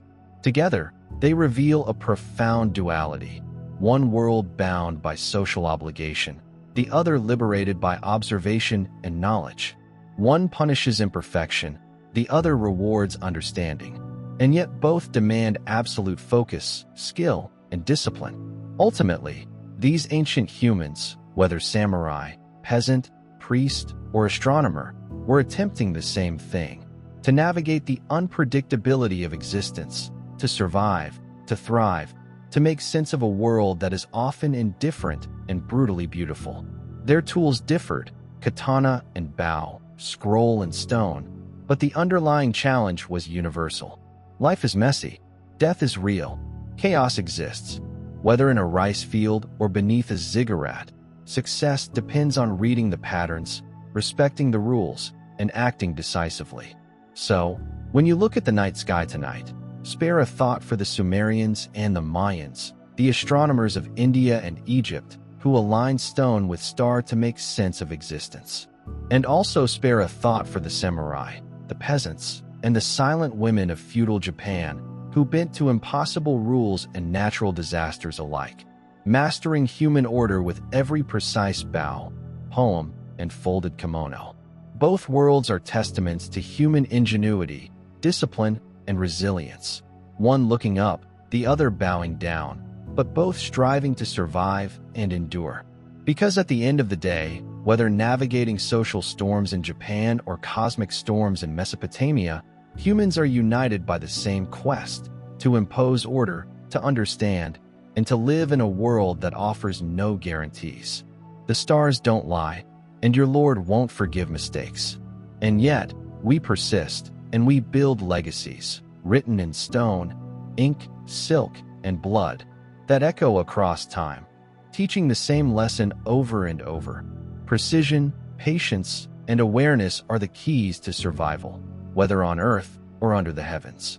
When you glance at a clock and see 60 minutes in an hour, or a circle divided into 360 degrees, you're unknowingly echoing a mindset nearly 5,000 years old. Long before telescopes, humans found ways to measure the cosmos. They didn't need lenses, they had ziggurats, massive step towers rising toward the sky. From these elevated platforms, priest astronomers observed the heavens, recording on clay tablets the first known systematic measurements. When Venus appeared at the horizon, when the moon bled red during an eclipse, when distant star clusters re-emerged after months below the horizon. The Sumerians called these observers Umanu, the learned ones. They were both scientists and spiritual guides, combining meticulous observation with interpretation of divine will. Over generations, their work evolved into something far more systematic. The Babylonians, inheriting this celestial legacy, transformed stargazing into a precise science. They cataloged stars, predicted eclipses with uncanny accuracy, and gave names to constellations still familiar today. But it all began with those humble Sumerian clay tablets, scribbled in cuneiform, recording movements of the sky and laying the first foundations of astronomy as a human enterprise. What's striking is how this early science blended mythology and observation. The Sumerians saw the sky as both divine and predictable. The gods moved in patterns, and understanding these patterns meant controlling fate, when to plant crops, when to perform rituals, even how to navigate power and politics. They didn't just gaze in wonder. They measured, tabulated, and calculated, beginning humanity's long, intimate relationship with the stars. If the Sumerians lit the first fire of astronomy, the Babylonians poured oil on it, fueling an inferno of precision. By 1800 BCE, Babylonian astronomers were not simply watching. they were predicting. Eclipses, planetary conjunctions, retrograde motions, all meticulously recorded, logged, and forecasted. They didn't guess. They calculated, combining Sumerian observations with arithmetic methods to approximate celestial cycles. Their records survive in clay tablets like the Enuma Anu Enlil and the Mul.Appen, some of the oldest astronomical texts known. These weren't bedtime stories. They were data. Venus rising and setting, lunar eclipses, solar eclipses, the rhythm of celestial bodies. Using a repeating cycle called the Saros cycle, roughly 18 years long, Babylonian astronomers predicted lunar eclipses with remarkable consistency. They didn't fully understand the mechanics, but they knew the patterns. Knowledge of the heavens translated directly into spiritual and political authority. The Babylonians also laid the groundwork for the zodiac, dividing the sky into 12 equal sections anchored to constellations. Today, when someone asks your star sign, you can thank them. But it wasn't mere superstition. They were mathematically bold, tracking planets, even retrograde motion, with arithmetic precision. For them, the universe was a giant machine, repeating in predictable cycles, and human understanding meant survival, power, and insight. Meanwhile, across the deserts of Egypt, astronomy was not just intellectual curiosity, it was civilizational survival. The Nile dictated life, its floods nourished crops, and timing was everything. At the center of Egyptian astronomy was Sirius, the brightest star in the night sky. The Egyptians noticed that before the annual flood, Sirius would reappear on the horizon at dawn, a phenomenon known as the heliacal rising of Sirius. This event anchored their calendar, ensuring farmers planted at the right moment. Missing it meant famine. Precision wasn't optional. From this observation arose a 365-day solar calendar, divided into 12 months of 30 days each, plus 5 festival days. Centuries before Julius Caesar, the Egyptians were tracking the solar year with astonishing accuracy. But their innovation didn't stop there. Temples were carefully aligned to solar and stellar events. The Temple of Karnak, for example, was oriented so that the sun rose directly along its axis on the summer solstice. The pyramids were not mere tombs, they were celestial instruments. The Great Pyramid of Giza, built around 2560 BCE, aligns almost perfectly with the cardinal points. Its shafts point towards stars like Orion and Sirius, linking the heavens with the pharaoh's journey into the afterlife. Priests doubled as astronomers, timing rituals, interpreting omens, and coordinating governance with celestial events. Without telescopes or lenses, they created systems to measure time, track celestial motion, and predict natural phenomena. The sky was a divine clock, precise, eternal, and unyielding. Half a world away, in the jungles of Mesoamerica, the Maya, or Mer, as they were sometimes known, built an astronomical tradition equally sophisticated. Without telescopes, metal tools, or even wheels, they mapped celestial motions with precision that still impresses modern scholars. Astronomy structured society itself. Kings were cosmic intermediaries, and political and religious events synchronized with celestial phenomena. Eclipses, solstices, equinoxes, and Venus cycles were not just observed. They were orchestrated into the rhythm of governance and ritual. The Mayans were extraordinary Venus trackers.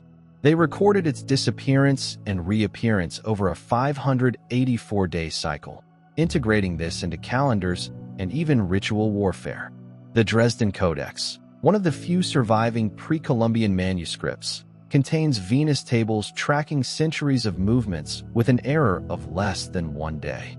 Their long count calendar could track dates spanning thousands of years, with solar years accurate to 365.20 days, astonishingly close to the modern value.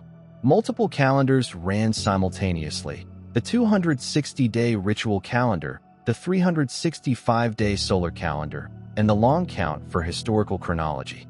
Observatories like El Caracol in Chichen Itza were masterpieces of stone engineering.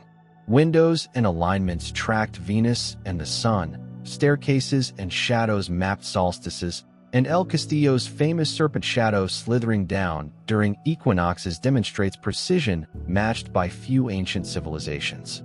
The Maya didn't just watch the sky, they synchronized their society with it, aligning kings, temples, and wars with celestial rhythms.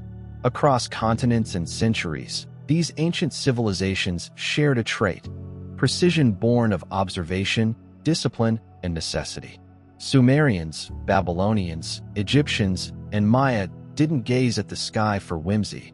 They measured, calculated, and applied. They built calendars, temples, observatories, and political systems tied directly to celestial patterns. Knowledge of the stars equaled power, survival, and legitimacy.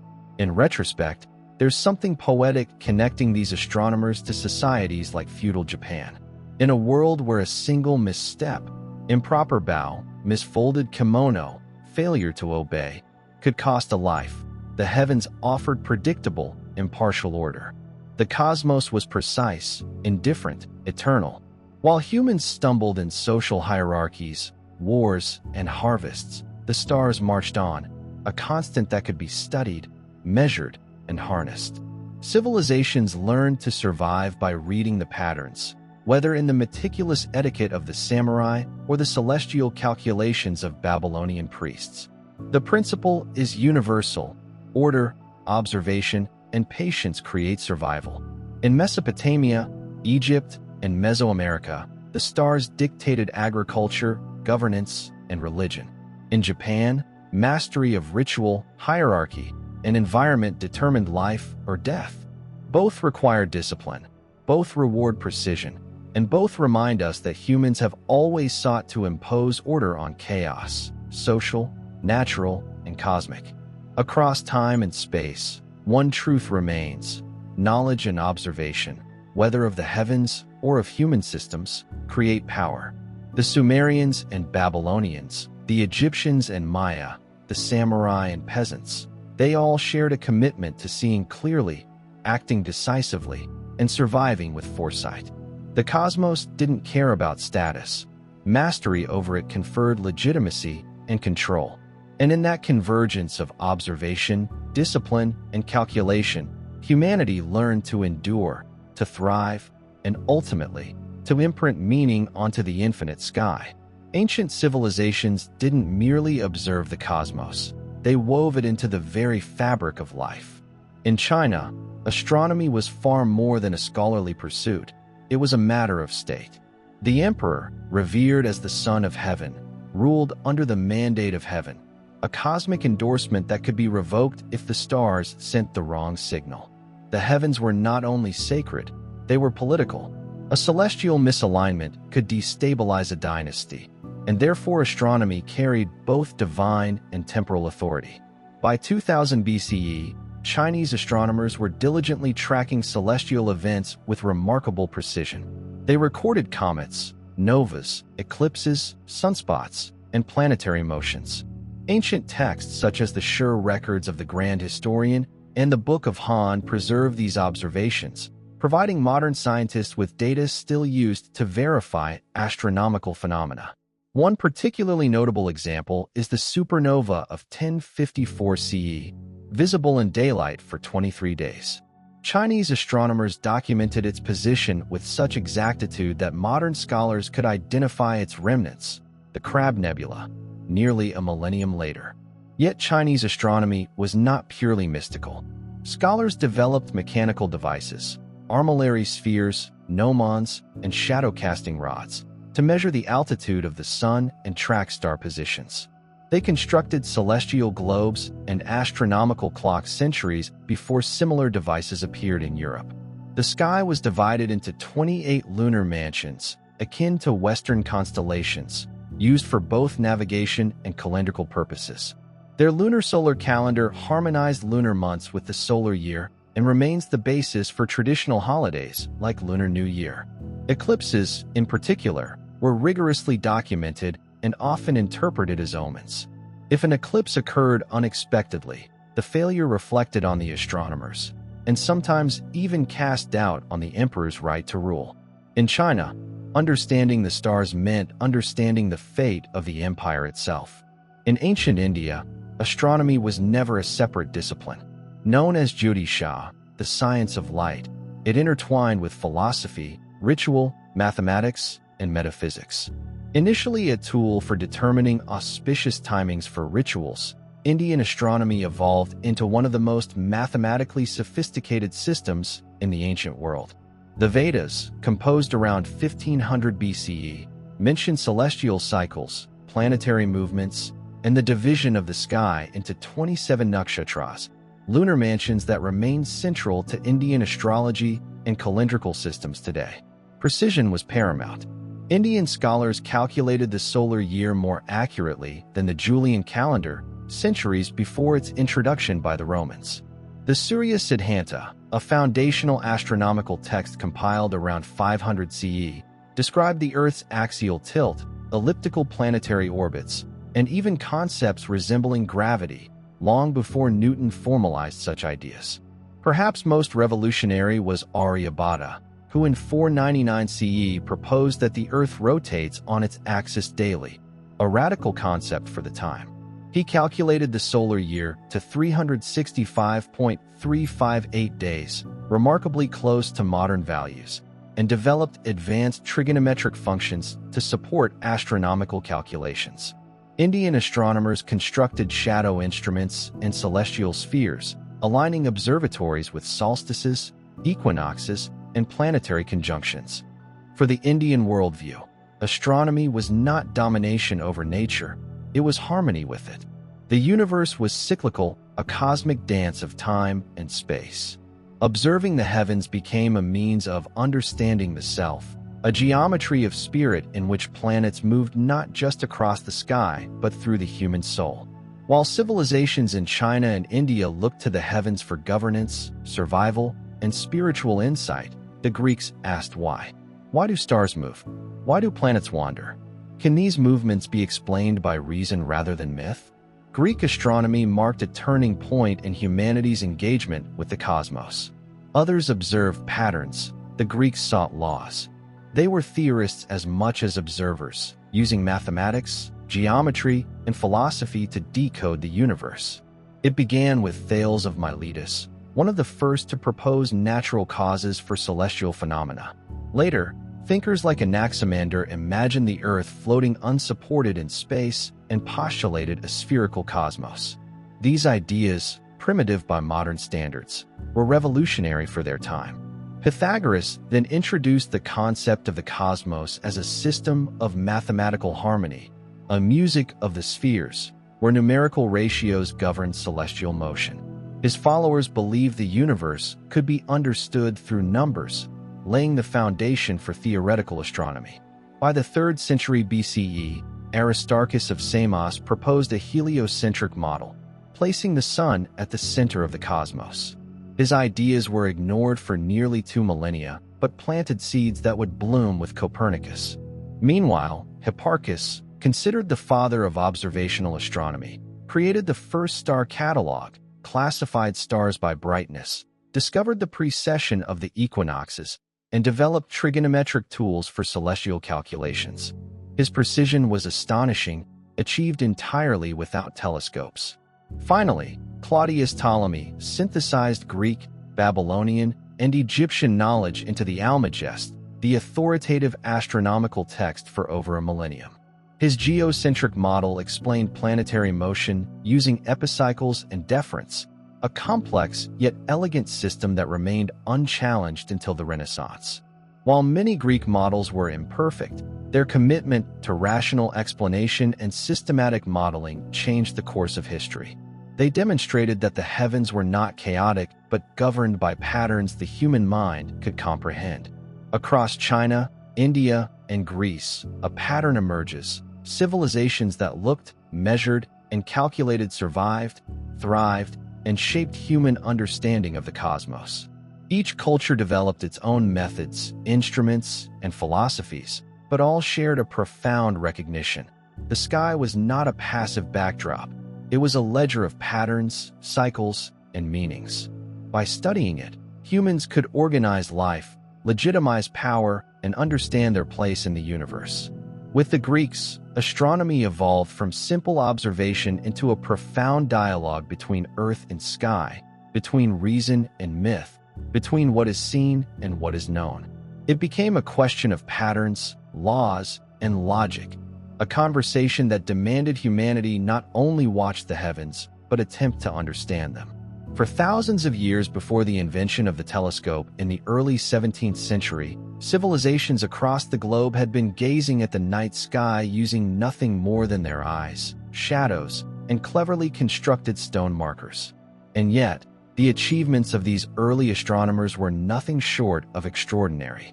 They mapped constellations, charted the paths of planets, predicted the recurrence of eclipses, and even designed monuments meticulously aligned with the solstices and equinoxes, all without the aid of lenses, electricity, or modern instruments. What makes their accomplishments even more remarkable is the independent nature of their discoveries.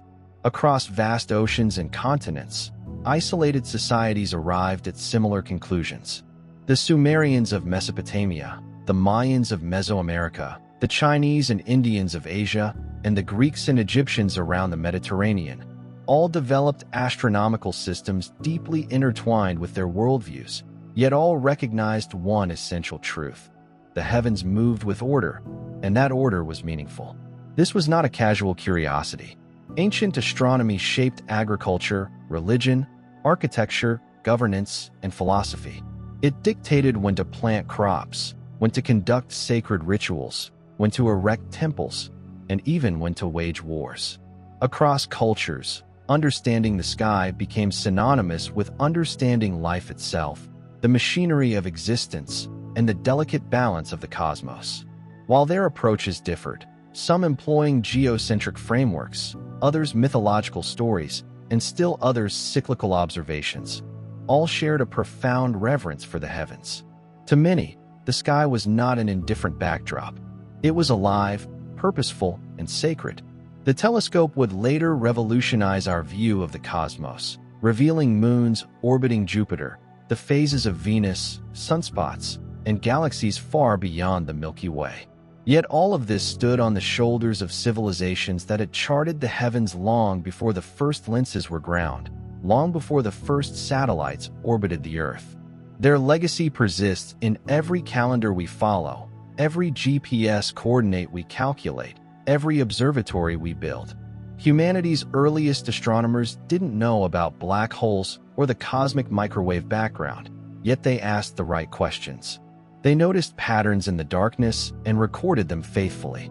They were the first scientists, and their quiet, persistent curiosity allowed later generations to look ever deeper, not only into the cosmos, but into the very origins of humanity. Fast forward to the dawn of the 19th century. In 1803, an event occurred that was no less momentous than these celestial revelations. A young republic, barely 3 decades old, executed a land deal that doubled its territory almost overnight: the Louisiana Purchase. It was more than real estate. It was a geopolitical earthquake.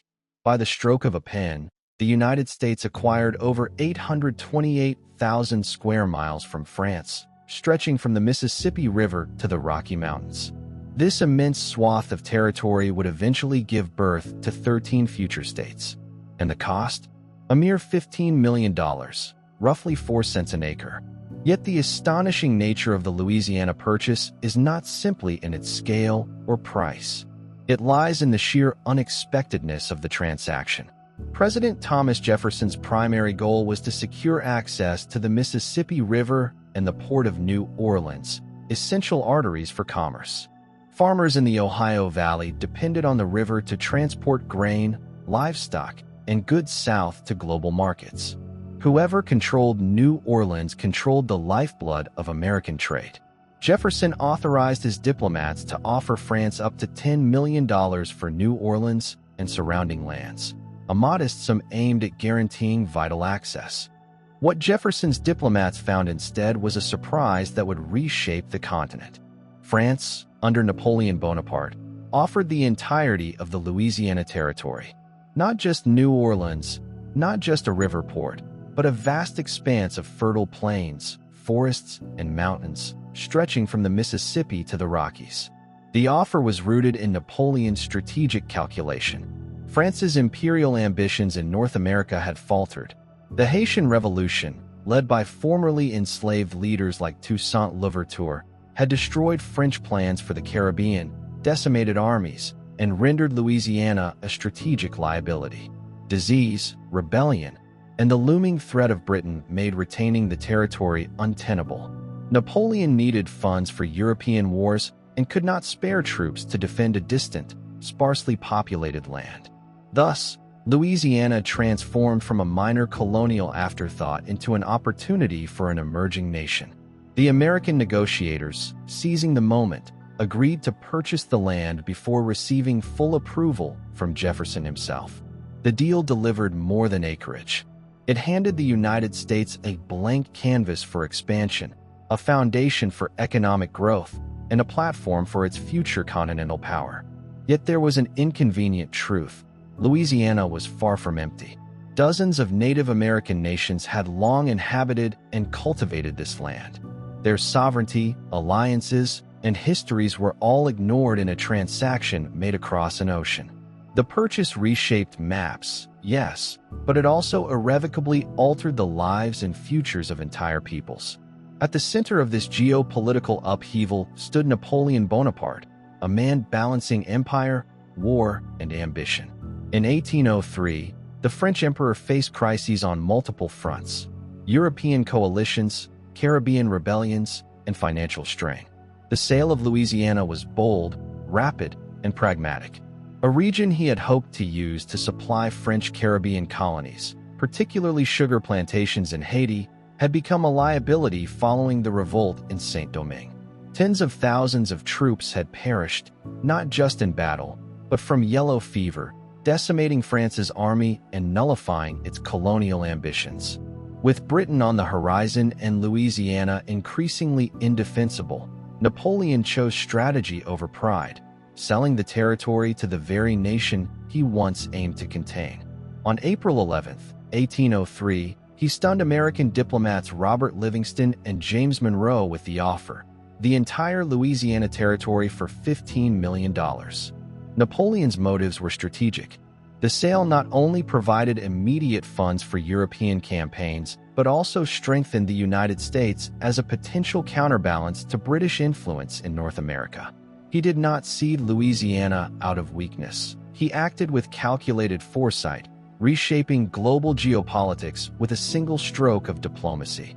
For the United States, the Louisiana Purchase became the foundation for westward expansion, national development, and eventual continental dominance.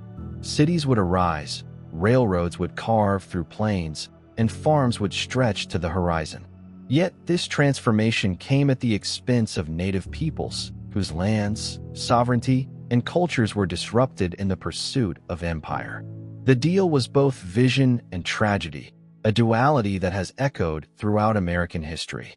Thomas Jefferson had long nurtured a vision for the United States that was rooted in the soil, a nation of independent farmers living on their own land, bound together by the twin ideals of liberty and civic responsibility. In Jefferson's imagination, the backbone of the republic would be the humble yeoman farmer, self-reliant, virtuous, and invested in the democratic experiment unfolding across the young nation. The Louisiana Purchase promised to make that vision tangible. The acquisition of vast, fertile lands stretching from the Mississippi River to the Rocky Mountains seemed almost preordained to fulfill Jefferson's agrarian dream. And yet, as with many grand dreams, reality brought a host of complications. Most prominently, a constitutional dilemma that would test Jefferson's legal philosophy and political resolve. Jefferson was a strict constructionist, a man of principle who believed that the federal government could exercise only those powers explicitly enumerated in the Constitution. In his mind, any stretch of authority beyond what was written risked undermining the very framework of governance he had helped to craft. Now, faced with Napoleon Bonaparte's staggering offer, 828,000 square miles of territory for a mere $15 million, Jefferson confronted a paradox. The Constitution contained no clause granting the federal government the authority to buy foreign land. There was no roadmap for doubling the size of the nation in a single stroke. He found himself caught between two competing imperatives: the desire to secure the Mississippi River and New Orleans for the fledgling economy, and the need to adhere strictly to the legal limits of presidential power. The offer was almost too good to be true. $15 million, roughly 4 cents an acre, for a region that could feed generations, provide endless opportunity for farmers, and expand the reach of the young republic. It was an opportunity so rare that the temptation to seize it bordered on irresistible. And yet Jefferson hesitated. Could a man who had long decried federal overreach now justify this unprecedented expansion? The contradiction gnawed at him. In private, he considered proposing a constitutional amendment to authorize the purchase, a move that would reconcile legality with ambition. But the clock was ticking. If he delayed, Napoleon might withdraw the offer, or worse, Britain might move to seize the territory before the United States could act.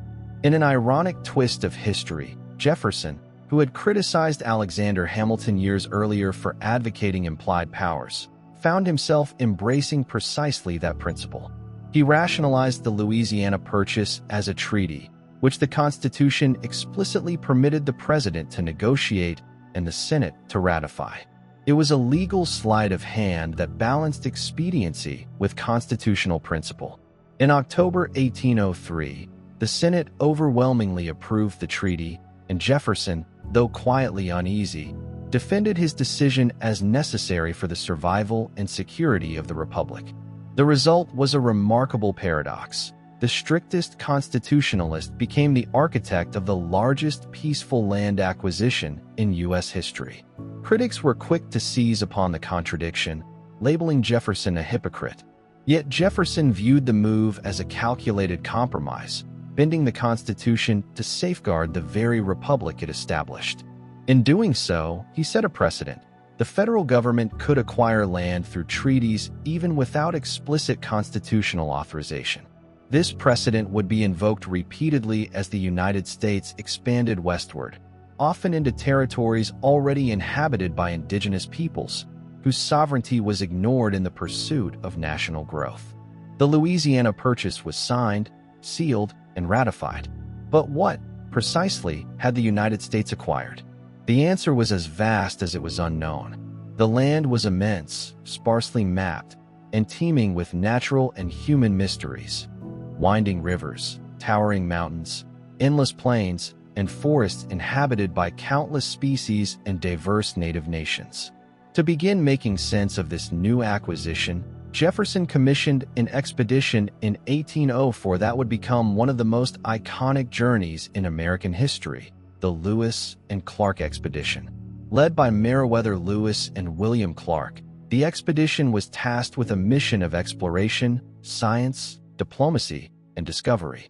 Their goals were ambitious: map the new territory, establish trade and diplomatic relations with indigenous nations, document the flora and fauna, study the geography, and, above all, search for a water route to the Pacific Ocean. Jefferson hoped for a Northwest Passage, a navigable link connecting the Atlantic and Pacific, which would transform trade and transportation. Though that dream would not materialize, the journey would yield something equally significant: knowledge. Setting out from St. Louis in May 1804, Lewis, Clark, and a team of over 30 men embarked upon a treacherous journey into lands untouched by American settlers.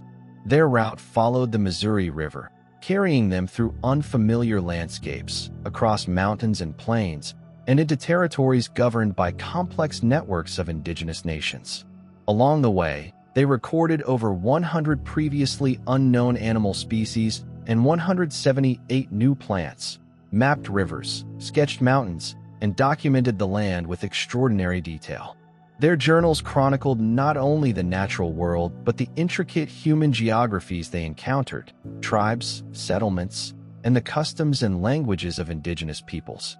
Crucial to the expedition's success was Sacagawea, a young Shoshone woman who joined the party alongside her French-Canadian husband, Toussaint Charbonneau.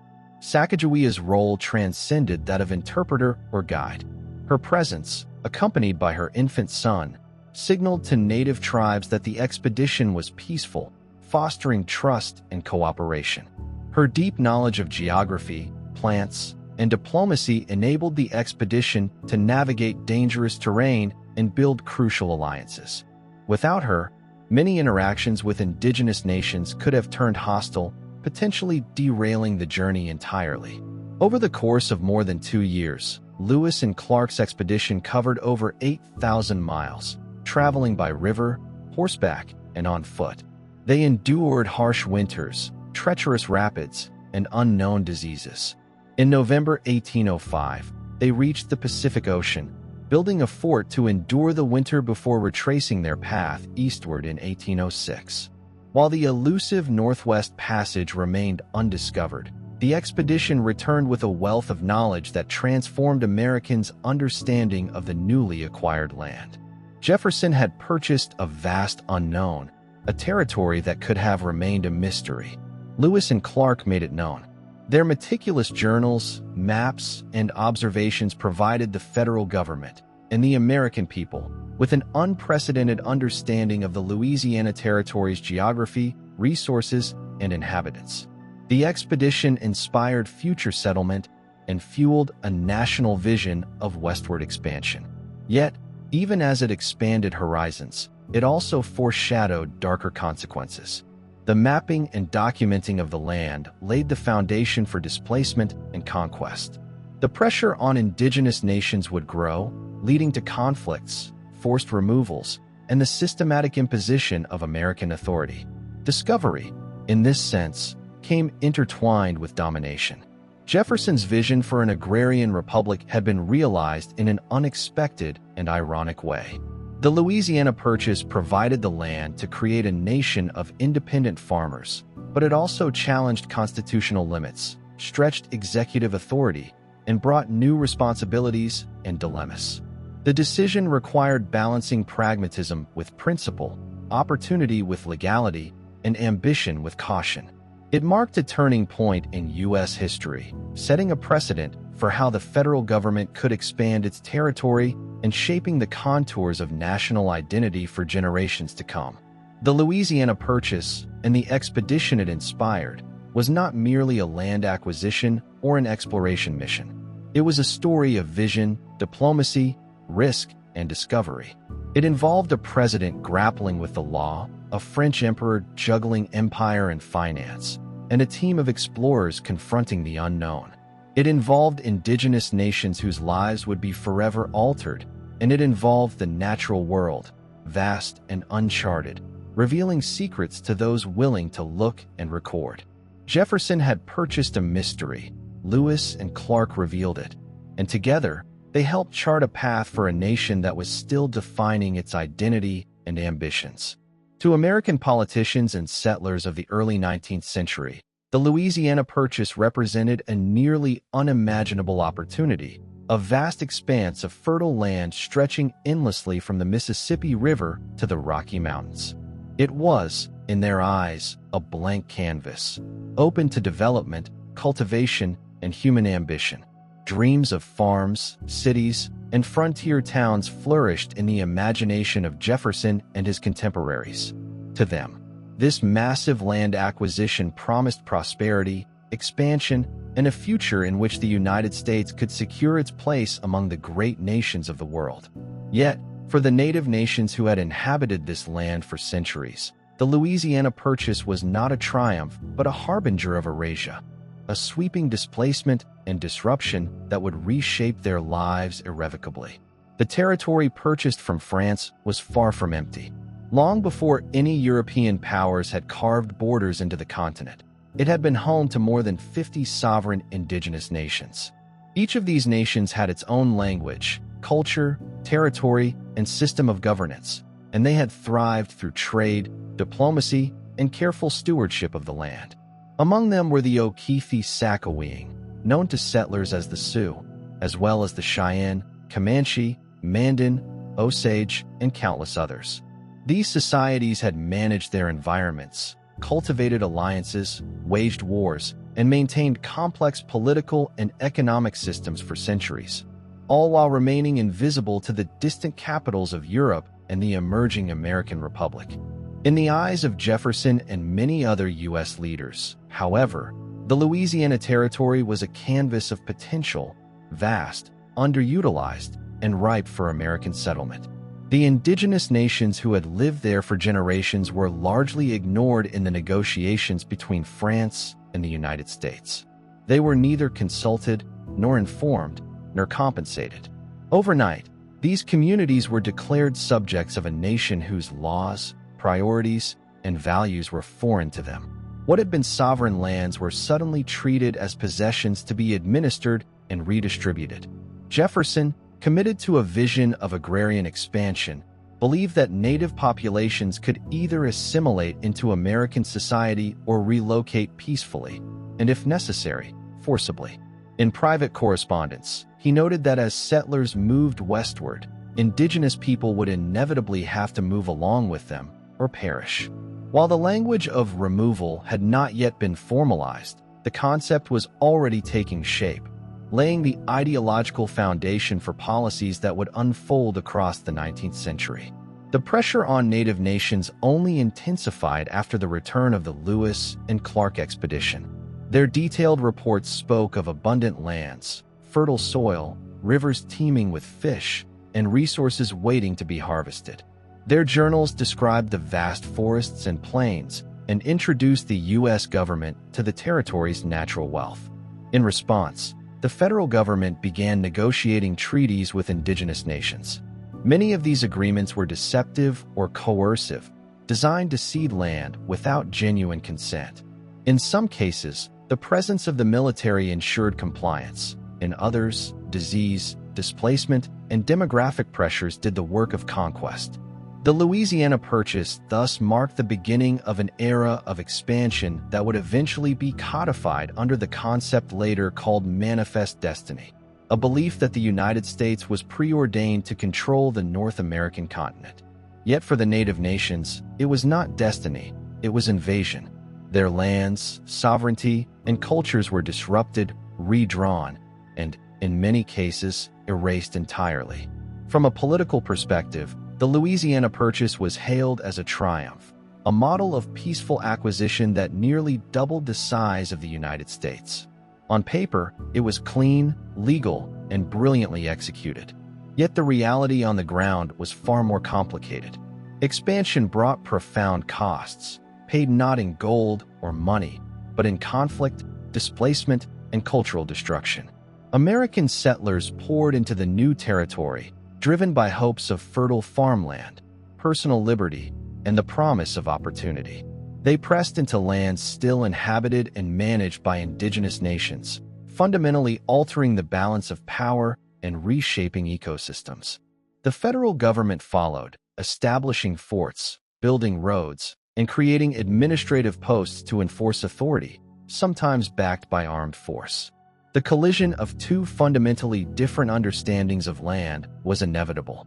To American settlers, land was property, something to be claimed, improved, and cultivated. To indigenous peoples, the land was a living entity, shared communally and managed sustainably. The resulting conflicts ranged from minor skirmishes to full-scale warfare, with treaties often signed and quickly broken. Slowly, inexorably, the frontier moved westward.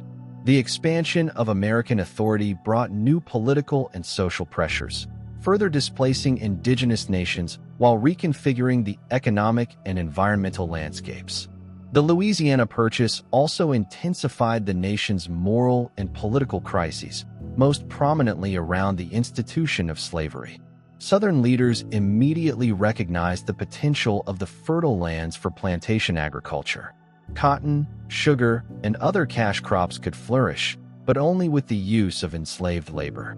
This reality raised urgent questions. Would slavery be permitted in the newly acquired territories? Could expansion be reconciled with the ideals of liberty? These questions would resonate for decades, fueling sectional tensions that culminated in the Missouri Compromise and eventually the Civil War. In this sense, the Louisiana Purchase did not merely expand territory.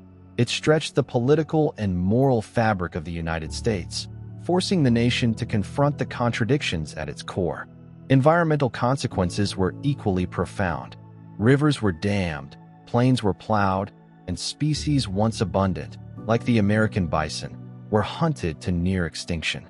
Landscapes managed for centuries by indigenous communities through fire, grazing, and sustainable harvesting were transformed into farmland, towns, and industrial sites. What had been a vibrant, interconnected ecosystem became a patchwork of human-dominated spaces forever altered. The land may have been legally purchased, but the real cost of acquisition was measured in disruption, displacement, and ecological transformation, a cost still evident today in debates over tribal sovereignty, land rights, and environmental stewardship. Once the ink had dried on the Louisiana Purchase Treaty, the pressing question became governance. How could a federal government, still limited in administrative capacity, manage a territory so vast that it defied imagination? The Louisiana Territory encompassed what would become 15 modern U.S. states, including Louisiana, Arkansas, Missouri, Iowa, Nebraska, Kansas, Oklahoma, parts of Minnesota, Montana, North Dakota, South Dakota, Wyoming, and Colorado.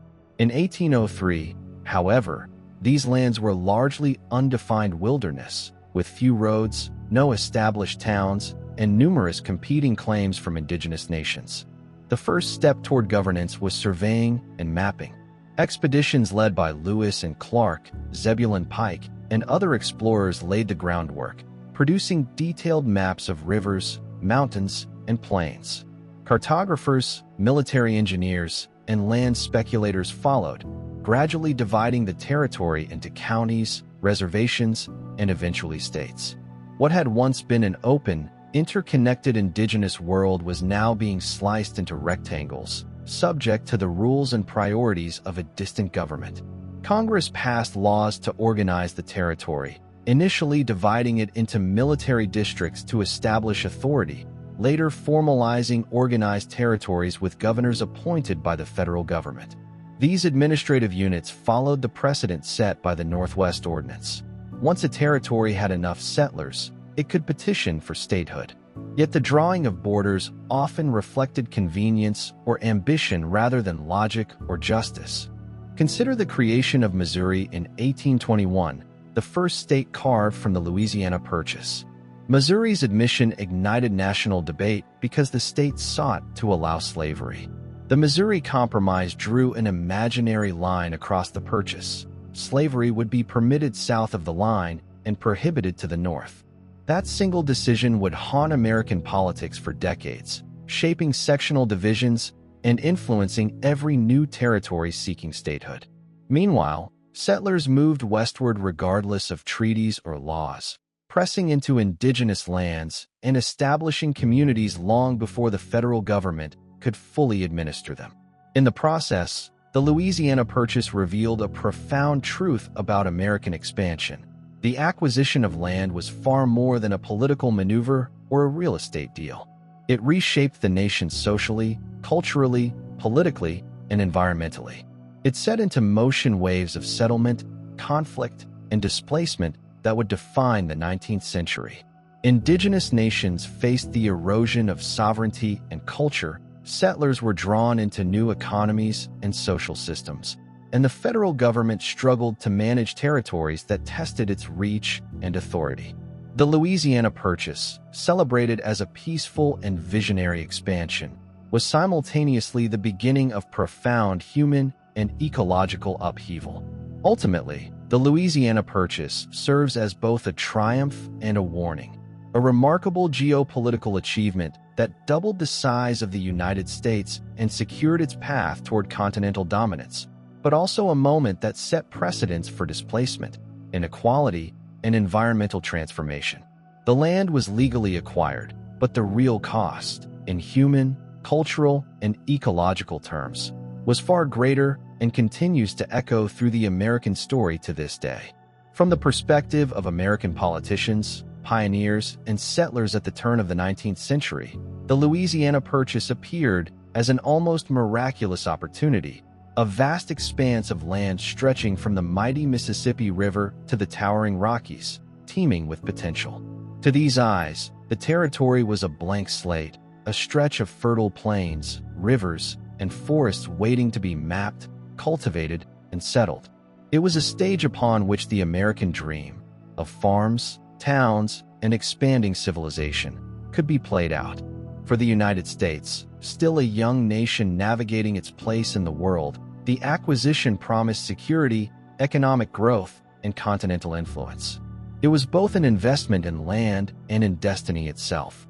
Yet, for the indigenous nations who had called these lands home for countless generations, the Louisiana Purchase was not a boon, but the beginning of an era of upheaval and erasure.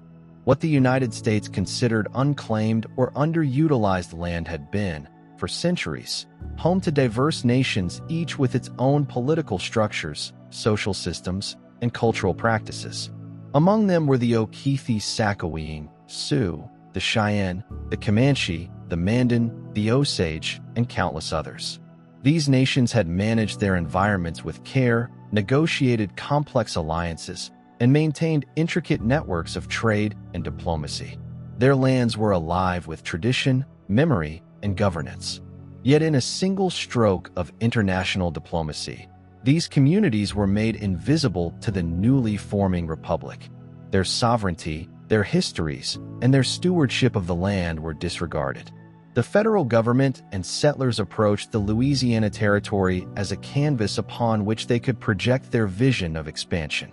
Native peoples, long established and deeply connected to their lands, were not consulted in the negotiations between France and the United States. They were neither notified nor compensated. Their presence was erased from the legal and political imagination of the young republic. Overnight, lands they had lived on, hunted across, and governed became the property of a government thousands of miles away. Jefferson's vision, shaped by his belief in an agrarian republic and independent farmers as the backbone of liberty, collided with the reality of indigenous habitation. In letters and personal reflections, Jefferson suggested that indigenous populations would need to relocate westward as settlers expanded, peacefully if possible, but forcibly if necessary. Though the language of formalized removal had yet to be established, the principle had taken root. The return of Lewis and Clark from their expedition in 1806 intensified this pressure. Their meticulous journals documented not only rivers, mountains, and wildlife, but also the native communities they encountered, their languages, customs, and political structures. To Jefferson and Congress, their findings painted a portrait of land ripe for settlement, abundant with resources and opportunity. The federal government began negotiating treaties with indigenous nations, agreements often secured through coercion, deception, or the implicit threat of military force. In other instances, disease, displacement, and demographic pressures accomplished what treaties and diplomacy could not. In effect, the Louisiana Purchase initiated a profound shift in the balance of power, setting the stage for a new phase of American expansionism, one that would come to define the 19th century. To American eyes, the Louisiana Purchase represented a diplomatic triumph, a peaceful transaction that nearly doubled the size of the nation. On paper, it was an unqualified success. Yet the reality of expansion carried enormous social, cultural, and human costs. Settlers moved into the territory driven by the promise of fertile farmland, personal freedom, and economic opportunity, pressing into regions still inhabited by native nations. The federal government followed, establishing forts, administrative posts, and roads to consolidate authority. This expansion was not merely geographic, it was ideological and cultural, representing a fundamental assertion of a new national identity over landscapes previously understood and governed in radically different ways. The collision between two distinct conceptions of land was inevitable. American settlers saw property as something to be claimed, improved, and exploited. Indigenous peoples understood land as communal, sacred, and interdependent. Conflicts erupted, ranging from skirmishes to full-scale wars. Treaties were signed and broken, treaties negotiated and nullified, and the frontier line was pushed ever westward. With every settlement, the fabric of indigenous life was further strained, reshaped, and, in many cases, destroyed. The Louisiana Purchase also introduced profound political challenges. The question of slavery loomed over the new territories, igniting tensions that would eventually culminate in the Missouri Compromise and the sectional crises leading to the Civil War. Southern planters envisioned fertile soil ideal for cotton and sugar, reliant on the labor of enslaved people. The federal government and settlers were forced to confront questions that went beyond land acquisition. Who would inhabit this land, and under what social and political structures? The environmental transformation was just as dramatic. Rivers were dammed, plains were plowed, and species once abundant, including the great bison herds, were hunted to near extinction. Indigenous land management practices, developed over centuries, were replaced by European-style agriculture and urban planning, irrevocably altering the landscape. While the Louisiana Purchase was celebrated as a legal and diplomatic success, the real cost was borne in displacement, cultural loss, and ecological disruption. The land may have been purchased, but the legacy of human suffering and environmental change was immediate and enduring. Governance of the Louisiana Territory presented its own monumental challenge. Stretching across what would become 15 modern states, from Louisiana to Montana and from the Dakotas to Colorado, the territory was vast, largely unmapped, and sparsely populated. The federal government needed a systematic approach to surveying, mapping, and administration. Explorers such as Lewis and Clark, Zebulon Pike, and others laid the groundwork, mapping rivers, mountains, and plains, and documenting flora, fauna, and human societies. Cartographers, land speculators, and military engineers followed, delineating county lines, reservations, and eventually state borders. What had been a fluid, interconnected indigenous landscape was transformed into a grid of rectangles, each governed by distant laws and enforced by federal authority. Congress moved to organize the territory, initially dividing it into military districts and later formalizing organized territories with governors appointed by the federal government. The process mirrored the Northwest Ordinance. Once a territory had sufficient settlers, it could petition for statehood. Yet these borders were not always logical or just. Missouri's admission in 1821 exemplifies the tensions created by expansion. As the first state carved from the Louisiana Purchase, its request to allow slavery sparked national debate. The Missouri Compromise drew a line across the Purchase. Slavery would be permitted south of the line and prohibited north of it. This compromise would haunt American politics for decades, influencing sectional tensions, debates over statehood, and the balance of power in Congress.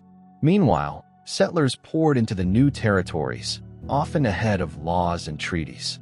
They claimed land through preemption, squatting, and federally sponsored grants, while indigenous nations watched as their territories were reclassified, from sovereign land to federal property to private farms.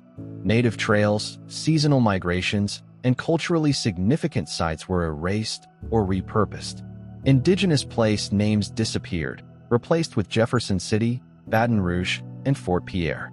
Borders were not merely lines on maps. They were instruments of control, tools to claim, divide, sell, and govern land that had belonged to no president, no state, and certainly no distant empire. The Louisiana Purchase reshaped not only geography, but also national identity. With one stroke of diplomacy, the United States expanded from a coastal republic to a continental power. This was the first great leap toward what would later be called manifest destiny. Politically, it established a precedent. The federal government could acquire land through treaty, even without explicit constitutional guidance. This precedent would be invoked again with Florida, Texas, Oregon, Alaska, and Hawaii.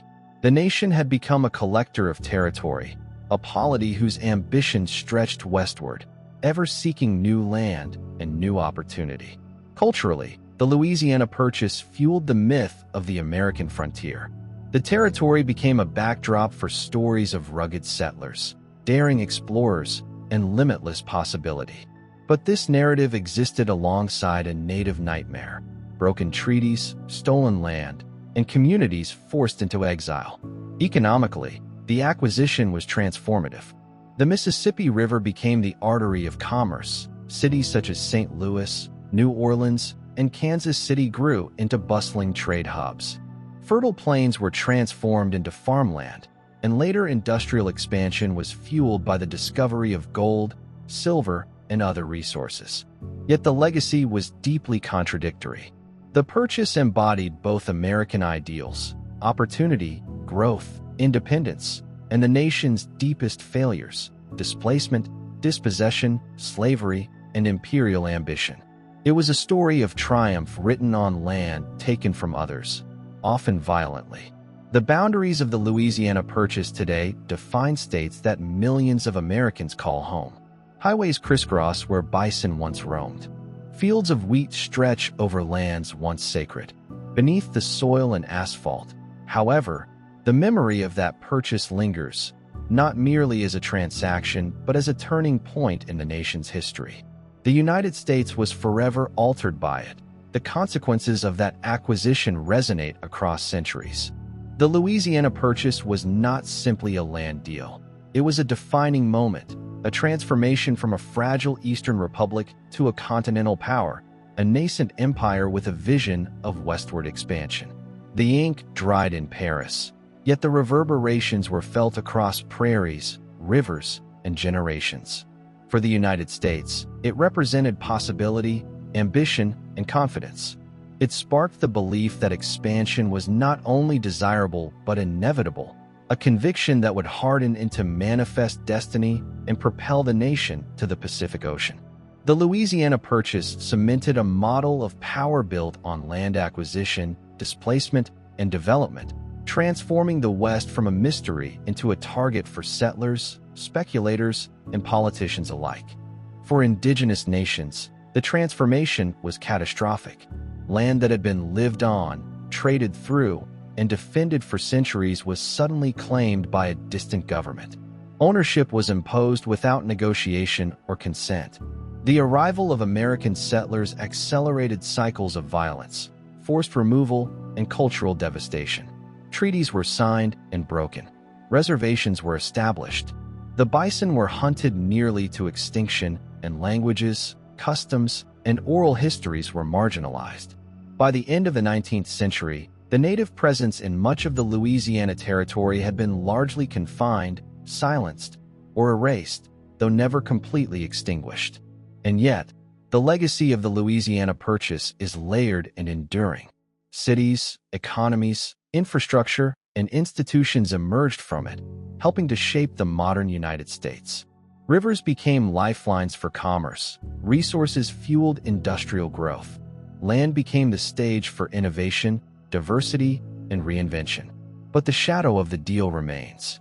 It is a paradox, a bold diplomatic victory, and a blueprint for displacement. It is a story of growth intertwined with grief, ambition shadowed by injustice. It made the United States what it is, but it also demanded a reckoning, one that continues to this day. How does a nation celebrate land it never truly asked for, that could never truly be restored to its original inhabitants? The Louisiana Purchase was more than a real estate deal.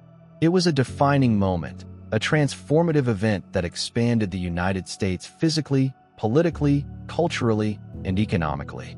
It created a framework for the westward expansion that would shape national identity, policy, and ambition for generations. And while the ink dried in Paris, the consequences reverberated across prairies, rivers, cities, and mines, leaving a legacy that continues to inform debates over land, sovereignty, justice, and memory.